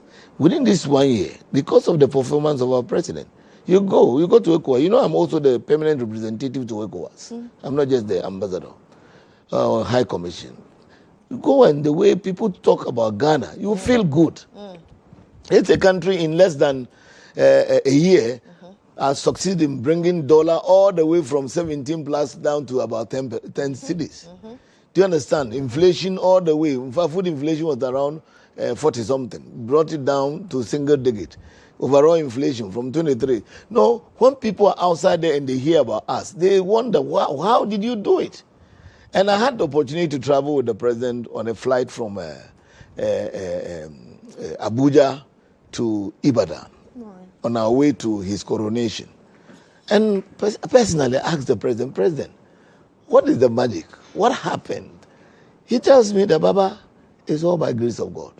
I'm doing what I'm supposed to do, but the things that are happening, the ripple effect, is just by the grace of God. So we Ghanaians should be thankful for how God has brought us, how far God has brought us, and also hold ourselves high in esteem wherever we are, because now the dignity is back. Do you know that now people even want to have Ghanaian passport? Sure. We are struggling to make sure that we close the gate keep the gates closed enough so that not everybody will enter. Okay. You don't know the number of people who are applying for our visas, and I think that last year alone we gave close to 540 something visas. You understand? So there's huge improvement between our relationship, Ghana and Nigeria.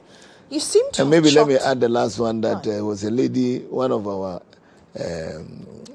MPs, was elected the vice chair of the Women Caucus in ECOWAS, Hajia Ladia Yamba, which was also a good achievement we've chalked so far. You seem to have chalked a number of successes. In this short time of about 5 months. And you seem to have a certain vision as the High Commissioner. Yeah. Why do you want to abandon it? You know, this question is the main question everybody is asking me. Why do you want to abandon all the luxuries in Abuja? Because when you are there, I must indicate that my conditions of service are far better than even maybe a minister here. That is a fact. My conditions of service is more than a minister here. So if you are materialistic, if you look at only the personal benefits to yourself, then I won't care to come to back to Ghana to compete here. You understand? If I'm to look at only what I get, what I enjoy, and all these things, you have a free accommodation and all those things. Do you understand? You wouldn't want to live there and come here. In fact, maybe even my conditions are 3 times that of maybe an MP here or this thing. So for me to decide to leave the place and come here, my motivation is motivated by service, humanity. I am motivated by humanity. I have lived in Nima all my life. People don't know that. Akwetia, I was born in Akwetia, yes. But 13, 14 years, I was brought to my uncle in Nima, where I grew up. I attended secondary school in Nima. I was in Nima when I was attending Laboni Secondary. I was in Nima, I did my 6th form. I was in Nima when I was attending University of Ghana. You understand? I was in Nima when I did my MPhil. When I was Deputy General Secretary in NDC, my first time, I was living in Nima. Okay. And when we won the elections, and when we lost the election in 2016, from 2017, do you know I live in Nima? Me and my family, I still live in Nima, in the heart of Nima, please. It's not like outskirts, in the heart of Nima. Kanda Highway, whoever knows hot coffee, 441, that's where I live. Since 2017, I've been living there. So people don't know my relationship with Nima. That's why people, that time, what took me to Akotia? In 2020, there was no primaries like we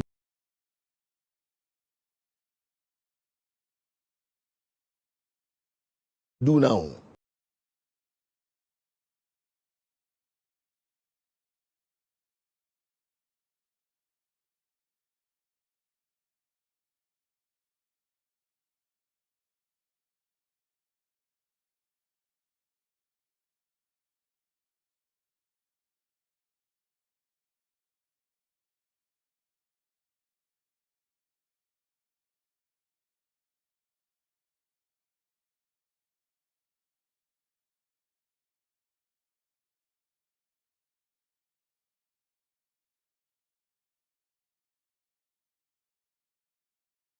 As an Akotia boy. Yes, I was born and I started life there. But my actual life, from 14, 15 years, the whole of my life is in Nima. I have my properties, I have my house and everything in Nima. And not just outskirts of Nima. People would say, I live in the center of Nima. 441. Ask them. Anybody who knows 441 knows what I'm talking about. So, my coming back, if you are living in Nima, the narrative I saw, we need strong leadership. The problem of Nima has been leadership. Okay. To be honest with you, when you look at the starting from Yahya Kansas, coming to Dr. Farouk Brahma, coming to Dr. Musa, coming to a late MP. Unfortunately, all our late MPs, all our former MPs are late. So, but all of them did their best. But of course, there's a lot more to be done. Do you understand? There's a lot more. You now need a decisive leadership that would take decisions that will have an impact on the society. We are not coming to do normal MP go, MP come and do gutter, come and do cement here, come and do this. No, that's not what I've done. Look, man, 4 years in Akotia, you all know what happened in Akotia in 4 years. Akotia has a district today by my effort. Akotia's roads are all done by my effort. Akotia has initiated 2 secondary schools, 1 E-block. Now it has more than 1,000 students. Then one which we couldn't finish. We started at Obinwa in Akotia. We have, look, more than 11 box bridges to connect the whole constituency. I'm the only MP who sat on radio and said that no community in my constituency, 133,000 villages, who has more than 200 people who don't have good source of water. And I also lobbied that by the next election, by God's grace, there will be no community in my constituency that has no electricity. Do you know that now electricity penetration in my constituency is more than 90%? In Akotia. Okay. So that's a kind care to see you. Yes. Okay. So let's look at the dynamics of the 2 constituencies. Yes. Akotia, you say, is semi-rural. Yes. Ayawasu is very urban, very youthful, yes, very demanding politically. Right. That's right. Are you cut out for it? And that's why I am the best candidate for that place. Why? Because, one, I have the experience. Alhamdulillah, by God's grace, I have the experience.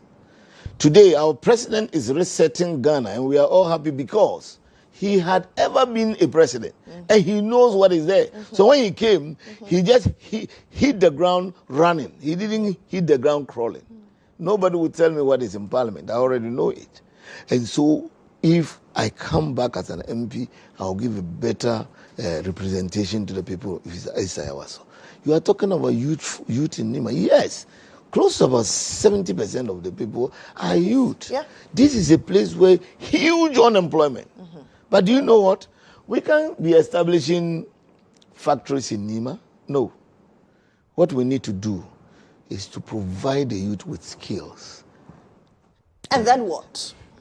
When you get the skills, you see, I have, in fact, since last my last contest, I came out with 15 pledges. Unfortunately, I didn't bring a copy. I should have given you a copy. 15 pledges. And you know, I had a plan to turn East Ayawaso into an industrial hub. Do you know what that means?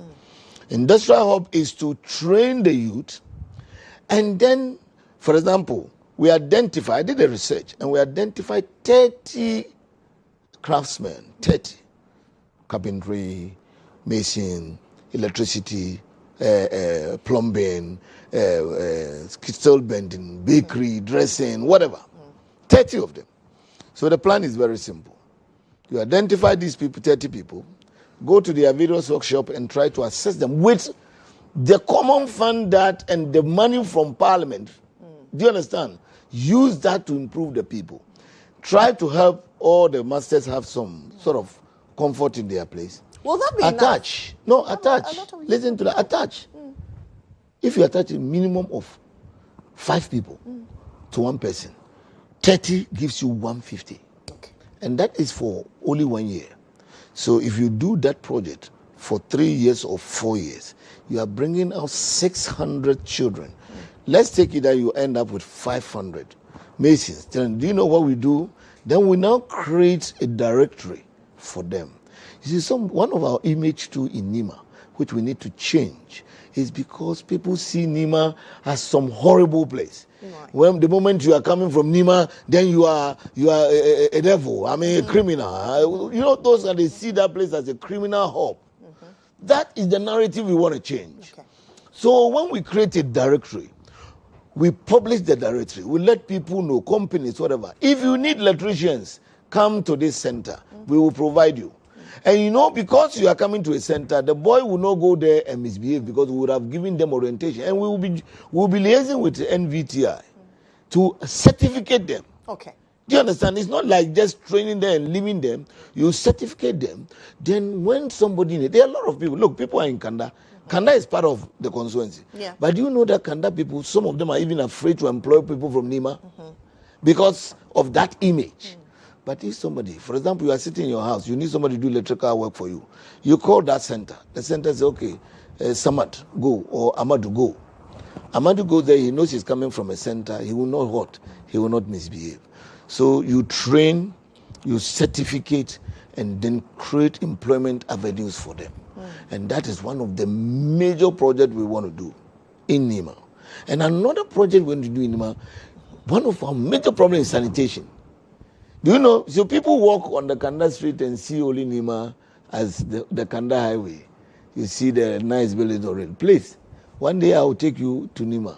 We enter into the lungus of Nima. You walk about half a kilometer. There are houses. You know, majority of houses in Nima don't have access. You have to pass through lungu, and go. You don't have access at all. So what we need to do is to grow. I mean, we may not be able to create roads, but at least we'll create corridors enough to have like a Boboya and go going in there. Okay. Do you understand? So that we can be able to bring out the fields, the whatever. You know, people in Nima, when they want to do renovation and you bring sand, they'll pour it on the street. That's why when you are walking on the street, you see a lot of sand poured there. Because they have to pour it, and then some people carry it into because we need to. And this concept is I learned from Rio de Janeiro in Brazil, where slums, you create corridors so small cars, motorbikes can go through in scooters and whatnot. You do that and you create access to the place. Then the people, you know, you now provide like a boboya for about maybe 50 or 100 people. They can now go through the system. Okay. In that way, you're even creating employment for them. There are many more. Our market, one of the main things I want to do. Nima market is one of the biggest in West Africa in terms of volume of people who come there. It cuts across West Africa. But look at the state. Our plan is to lobby the government to turn that place like we did in Kotokwarba, like we did in Kejetia. We want to, and it's a space that you can do that. And once you is that something the people are buying? I mean, you talk about Kejetia. and you saw in the past the resistance from these market women? Nima would not resist. Okay. Because they love that market. Okay. That market is the epicenter of the economy. That market, look, Wednesday, which is the market day. Do you know That's that tomorrow. you can't go through Nima? No. If you want to go through Nima from roundabout to the gutter, you may spend maybe 2 hours. So you want to what? Repurpose it? Yes. What will happen to those who are currently there? What's Definitely, we will find an alternative place for them. We'll find places where they can go and start their business. We won't disrupt their business, even though there will be some inconvenience. What we want to do is that the whole place to broken down. Nima has a very good land. We can create even 2 undergrounds there for parking, because one of the major problems is parking. When you come to the street, you can't park anywhere. They park on the They park on the street, so the place got choked and the human traffic. But when we can bury 1,000 or 1,500 cars underground, the problem is solved. Okay. We must have a place where even market women will have a clinic, will have a day care center, those type of things. And this is one I will send you my vision for the area, that 15 vision. Sorry, I didn't bring it. 15 points vision. 15-point pledges. I didn't even make it vision. I made it pledges. Okay. It's a covenant between me and the people. I really, really want to. And you're prove. sure that these 15 pledges will be completed if you are made member of parliament in 4 years? Some of them will be completed in 4 years. Okay. Some will transcend 4 years. Do you understand? Some may go even up to 8, 10 years. But what we are looking for is the future of our children. Okay. You see that small space, Nima? Do you know that the population in East Legon can be 10 times what we have in that small space? We have to even get to a point where Nima, there should be a policy where when somebody breaks his house down, he must not build less than 3 or 4, because that's the only way we can accommodate people. That space is huge. But if with proper planning and building, we can create half the space for other people to live in. Do you understand? So we need to re-engineer the place. Okay. And that is what we are talking about. And when you look at my 15 pledge, apart from employment is in there, housing is in there, sanitation major is in there, and microfinance, our people, because the research that we did, the research that showed that 70% of the economy of Nima is controlled by women, our petty traders and whatnot. And so when I didn't even win, my sister, one of my pledges was to give them soft loans. Out of my own resources and mobilization, I put down 2.5 million, 25 billion cedis to be giving loans, interest-free loans to the women. Since February last year. Okay. Not this year. Since February, the moment we won in January. In February, I started it. 25 billion put down for the people. And as I'm talking to you now, about 400 women are benefiting from it. You pay, when you are able to pay and finish in time, we double it. As I talk to you now, 25 people have finished and we have doubled their loans. They take between... so were you doing all these things in anticipation for 2028? I saw the need for it. Okay. Please, I saw the need for it. Okay. Look, if I'm to tell you my background, you will appreciate why I'm doing this. Okay. If I tell you where I'm coming from, my mom is still alive and she is my heartbeat. She's 93 years in Akwatia. She's my heartbeat. If you know my history and where I'm coming from, those who know me and I'm talking, they will tell you, I need to give out. I need to support. Many say that you've run to Nima because you know that Nima is predominantly NDCC. It's in Akwatia. You didn't start the chance. Where did I lead? Where did I grow up? Where did I grow up? Where did I make my life? I mean, why should somebody think like that? Am I the only person to shift constituency? No, there are a number of you. There are a number of cases. Those who lose and shift. Those the late Mutala was those who even win, and they are sitting MPs and still contesting other places. It happened. We saw Jurasa. He was the MP for Legon. While he was a sitting MP, he was contesting Northton. We saw Ekwaku. While she was MP somewhere, she was contesting somewhere. We have seen it and seen it. And so some of these things are people who have nothing to talk about me. and want to find fault by force. And so they will say you run. Look, let me tell you something. When we lost in 2016, you know the tsunami that swept a lot of us. Akotia is a swing seat. You know that. Yes. So all those on the swing level went out, and including me. It's not because I didn't do well, but it was the tsunami. Like it happened to MPP in 2024. You know what happened? A lot of them lost. Not necessarily because they didn't do well, but because maybe the economy didn't favor them. When I lost on the 7th December, 8th December, I didn't visit my mother. The 9th December, I went to my mother, and when I was talking to her, she said, Baba, don't stand here again. So on that same 9th, I went straight to the radio station, then Chambo FM, and announced that I finished politics in Akotia. 9th December 2016. On that 9th December, were you eyeing Nima? No. I'm even coming to that. Okay. So when I went and announced publicly, let me tell you, about 3 constituencies wanted me to come to their place. And let me tell you today, my good brother Atufosin will testify. Okay. I'm mentioning his name because people may think that Atufosin is alive. You can ask. Because my mother comes from his constituency. Okay. I'm coming here and say, but next town is Ajumako Kokobin. That's where I was living. That place, during the 2004, I went there, even though I went and graded all the roads in the town. There was a bridge I constructed, because that's my hometown. Do you understand? People don't know even I have an Fanti lineage, you know. So I did all this. I even went and supported Atufosin on this thing. They wanted me to come there. Do you understand? Newtown. They even put me on all their platforms. Do you understand? But I decided to go to Nima because that's where I grew up. That's where I have friends. You know, I have more friends in Nima than Agodia. Because all my growing friends were in Nima. Okay. Do you understand? Lived in Nima. That time we walked from Nima through Brocastle to Labone. Do you understand? This is what. So my coming to Nima is a natural coming home. Okay. For me. Because my uncle, my mother's brother, who she brought me to live with, do you understand? That's where he was.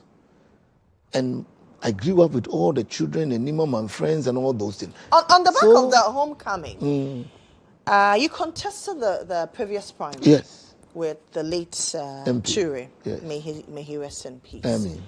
And you came second. Yes. Some say that this particular upcoming primary is not necessary. If you came second, it means that the people want you. So why didn't your party handpick you like the NPP has done? I cannot answer that. It is true some people express that view. But of course, we are in a democracy. NDC is a democratic party.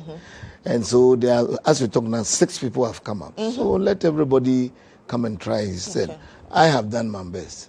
Allah is the one who makes kings. Sure. So if Allah wants me to serve the people, whatever happens, I'll continue to serve the people. I win or I don't win, I'll continue to serve the people. Because I think that there's a job to be done. Whether I like it or not, I'll continue doing it. So let everybody come and let everybody come and test his Are you surprised that the late MP's wife is in the race? If you ask me that question as a Muslim, I'll be surprised. Okay. But as a Democrat, I don't really get surprised. But as a Muslim, I'll be surprised because of the Quranic injunction on widows when it comes to mourning their husbands. I'll be surprised as a Muslim. But as a Democrat, I'm not surprised. It's a democratic right. She wants to come, she can come.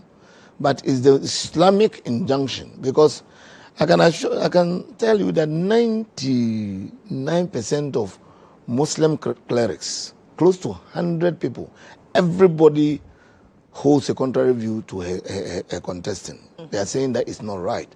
Because in Islam, when you see every man's wish, let me put it this way, every man's wish, including me as a Muslim, and every Muslim who is listening to me will tell you that. Every man's wish is that when he dies, the wife and the children will mourn him within that period. You know the essence of that?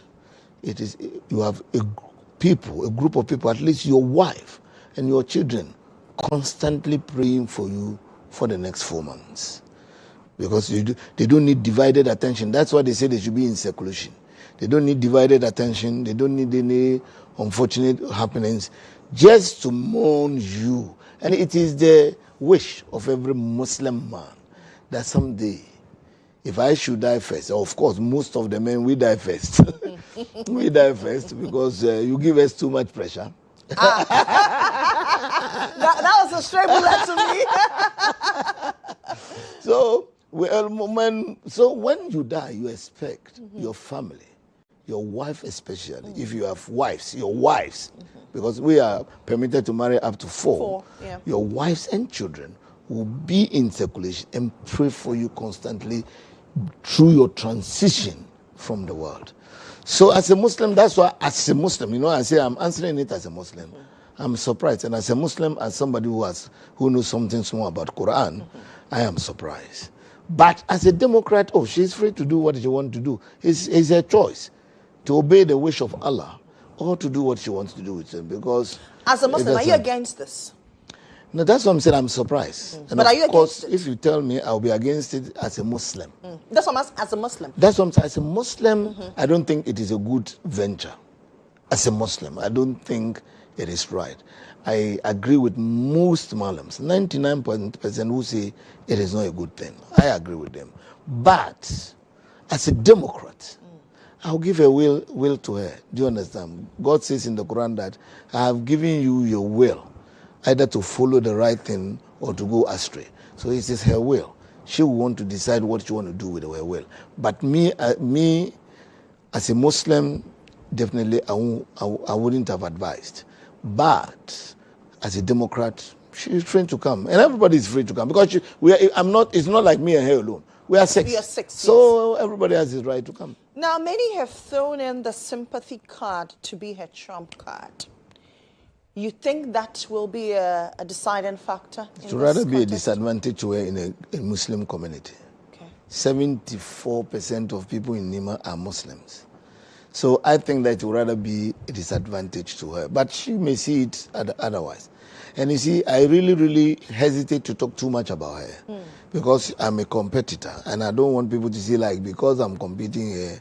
If I was not a competitor, I would have been very open on it. But as a competitor, but I know in a Muslim community, I don't think. And you see, there are some people who want to turn the thing like women are being denied. No. Islam does not stop women from leadership in certain categories.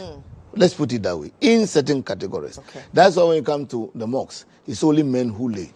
That is a preserve for men. For the men. But Allah himself has made it that the women are the one who hold the family, who hold the house. Do you understand? And that's why it is an injunction on us to train both our men, our children, boys, and girls.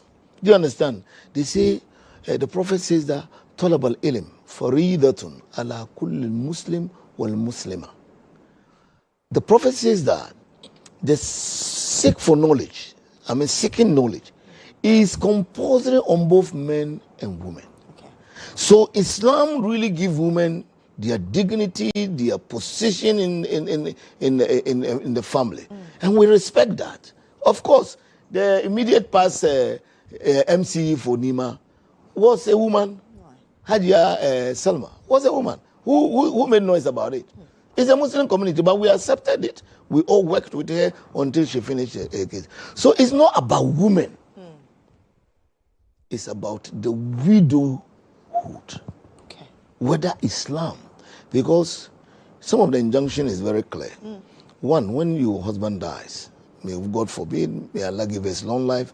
Let's pray for our Mark Nazar, our former MP. May Allah have peace on him. Because when somebody dies, all what he wants is prayers. When he dies, there's what we call sadaqat jariyah. 3 things. When you are a teacher, knowledgeable, you train people, and those people, if they go on and train other people, you receive your reward. Or you go and build a well, or even a tree, you plant a tree, or you do a shed for people to sit on. Anybody who sit under that shed or drink from that well, you even when you die, you have your reward. And also, your good children to pray for you. So today, if I should die, then my children will have to continue to pray for me. And I expect my wife to also do what we call takaba, to pray for me. And that is the circulation we're talking about. So it's not about women leading. It's about the widow who write that injunction has placed on women. And do you know the essence of it? One, it is also to ensure that the wife, if she has any pregnancy in her, it will come out in 3 months or 4 months before, so that it doesn't bring. Because if you leave her to be walking around, the suspicion that she may interact with another man and give somebody's son to somebody, no. So that's what we say. They should be kept in seclusion, even in her home. She can come out on 2 things. One, when she has nobody to feed her. Okay. Nobody to feed her. Or she has a work that nobody can do it but her. Except her. Do you understand? These are the 2 conditions. The 2 conditions. Or some malams even say that if maybe the father or the mother died, she can go there and greet them and come back. Beyond that, there is no. But you see, the interesting thing is that this particular situation has brought a lot of interesting discussion in the Muslim Ummah, and please, a lot of people have come to understand what we mean by takaba. Your party's constituency chairman is also in the race. Yes. He thinks that he knows the constituency inside and out. Is that a worry for your campaign? Oh, no, how can I be worried? We are all in the constituency. He's the chairman. I have also been in the constituency all this while. We can only wish ourselves well. But they know him better. You don't think that affects your chances? The delegates will decide who they know better and who has contributed more to the constituency.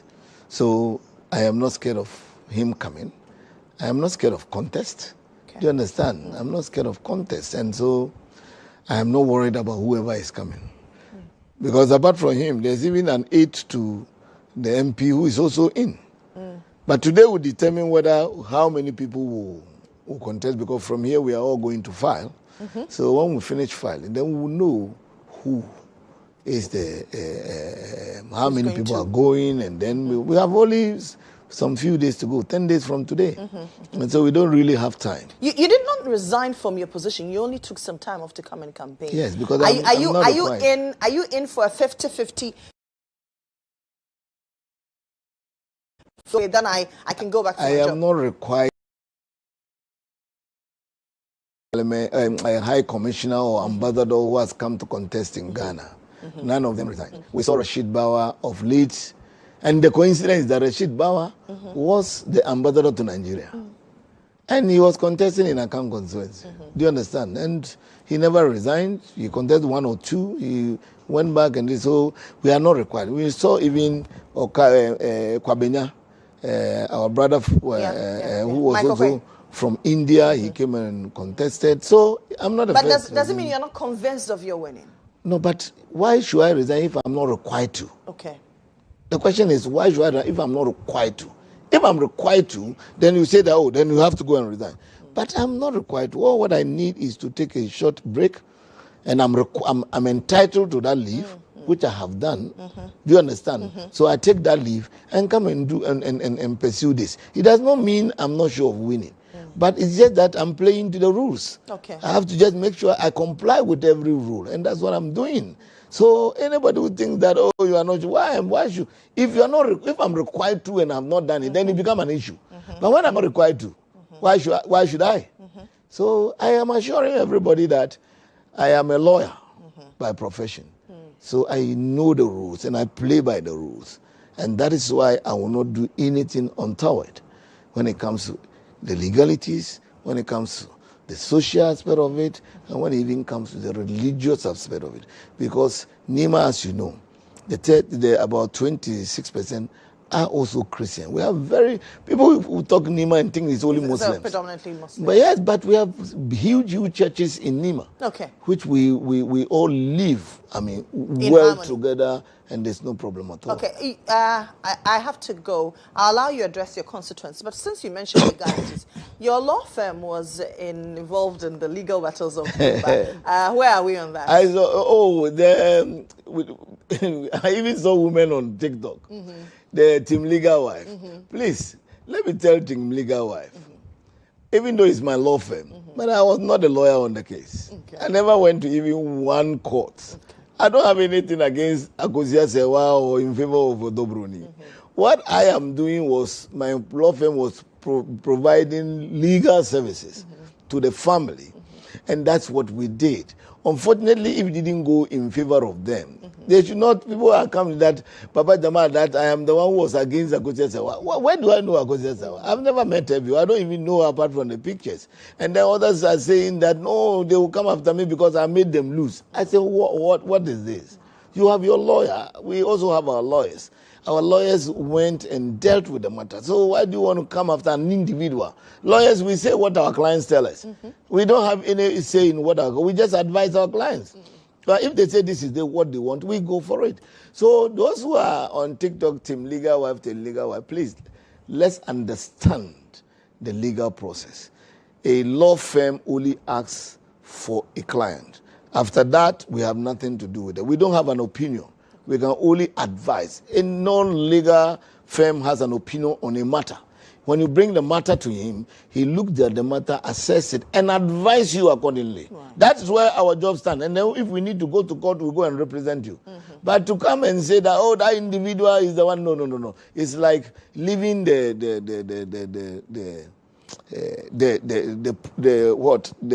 prey. Or, for example, you go for hunting. This is the prey or what you want to shoot. And then you leave it and be targeting something, the snail or something, you are leaving your target. They should be talking to the family. They should be talking to Odobroni. That's where the issue is, but not the law firm. Law firm, we don't have anything to do with. Okay, so, Baba Jamal, that's your camera. Address your constituents. You can address them in the language they can hear you better. Assalamu alaikum wa rahmatullahi ta'ala wa barakatuh. I want people to Jama, Baba Jamal, abin da nake so ku gane ne. Na bar Nigeria ne in zo in hidima da mutane. Ni na zo in hidima ne. Na zo in bar mutane su gane kaman nima an ya ta da kafadan nima. Jama, election da mun ga ku bar mu cire zage-zage cikin. Ku bar mu cire maganan banza cikin. Ka ku bar mu fadi maganan da zai damu wani. In za fadi mu yi gaskiya mu tuna. Akwai Allah, mun siya gaba Allah wata rana. So that's Alhaji Baba Jamal. He is a private legal practitioner. He's Ghana's High Commissioner to Nigeria. He is eyeing the Ayawasu East constituency seat. He's telling the people of Ayawasu East that he's better placed to represent you, so you should vote for him. After the primaries, whether or not he will be the face of Ayawasu East going head-to-head with the NPP candidate. Well, after the primaries, we'll find out. But thank you very much for coming. Thank you, too. We do wish you well. Thank you. My name is Mohammmed. Let's do some celebrations now. Yes, thank you. Happy birthday to Diana Aliyah of Kotoka International Airport. Wishing you a day as bright and beautiful as you are. May your special day be filled with happiness, long life, and all your favorite things. Have a blessed birthday and cheers to another amazing year ahead.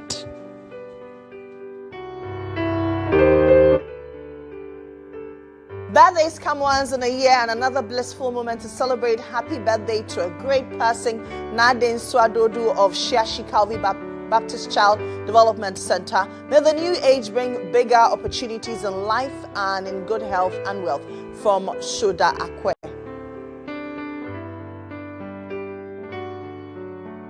Happiest birthday, Mrs. Donald Duho. May your day be filled with happiness, joy, and love. You're amazing, darling.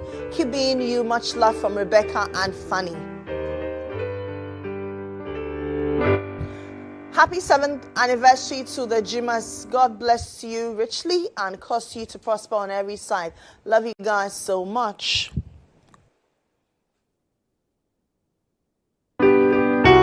Happy birthday to Diana Na Amanwa Ankranyante. You have been such a wonderful mother to us. May this day bring you the joy and happiness you need. Sending you lots of love on your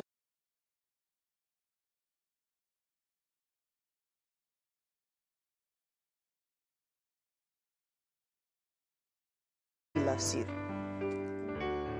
That's Nanike's mom. She's the only camera lady amongst us, yeah. You have been a beacon of hope, inspiration, love, and a mentor to many in your ministry and as a journalist, transforming lives. As you celebrate another chapter of life, we wish you a fulfilling happy birthday, Elder Solomon Ahiableh, senior broadcast journalist and CEO of Mark Vision Multimedia in Ho, from your family, COP members, and all friends.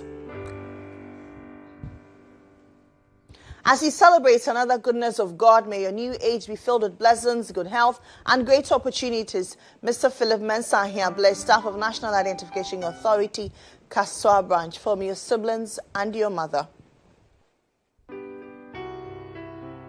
Happy birthday, Dorcas. Wishing you all the blessings from the Almighty God. You deserve all the love and happiness in the world. Age in grace.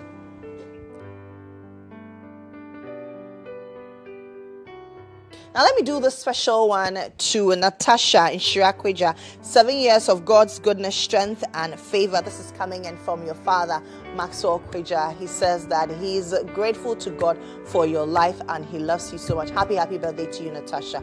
And to you out there, if you're celebrating your birthday today, happy birthday to you. If you're marking any significant milestone, we say congratulations to you. My name is Lily Mohammed. I say this all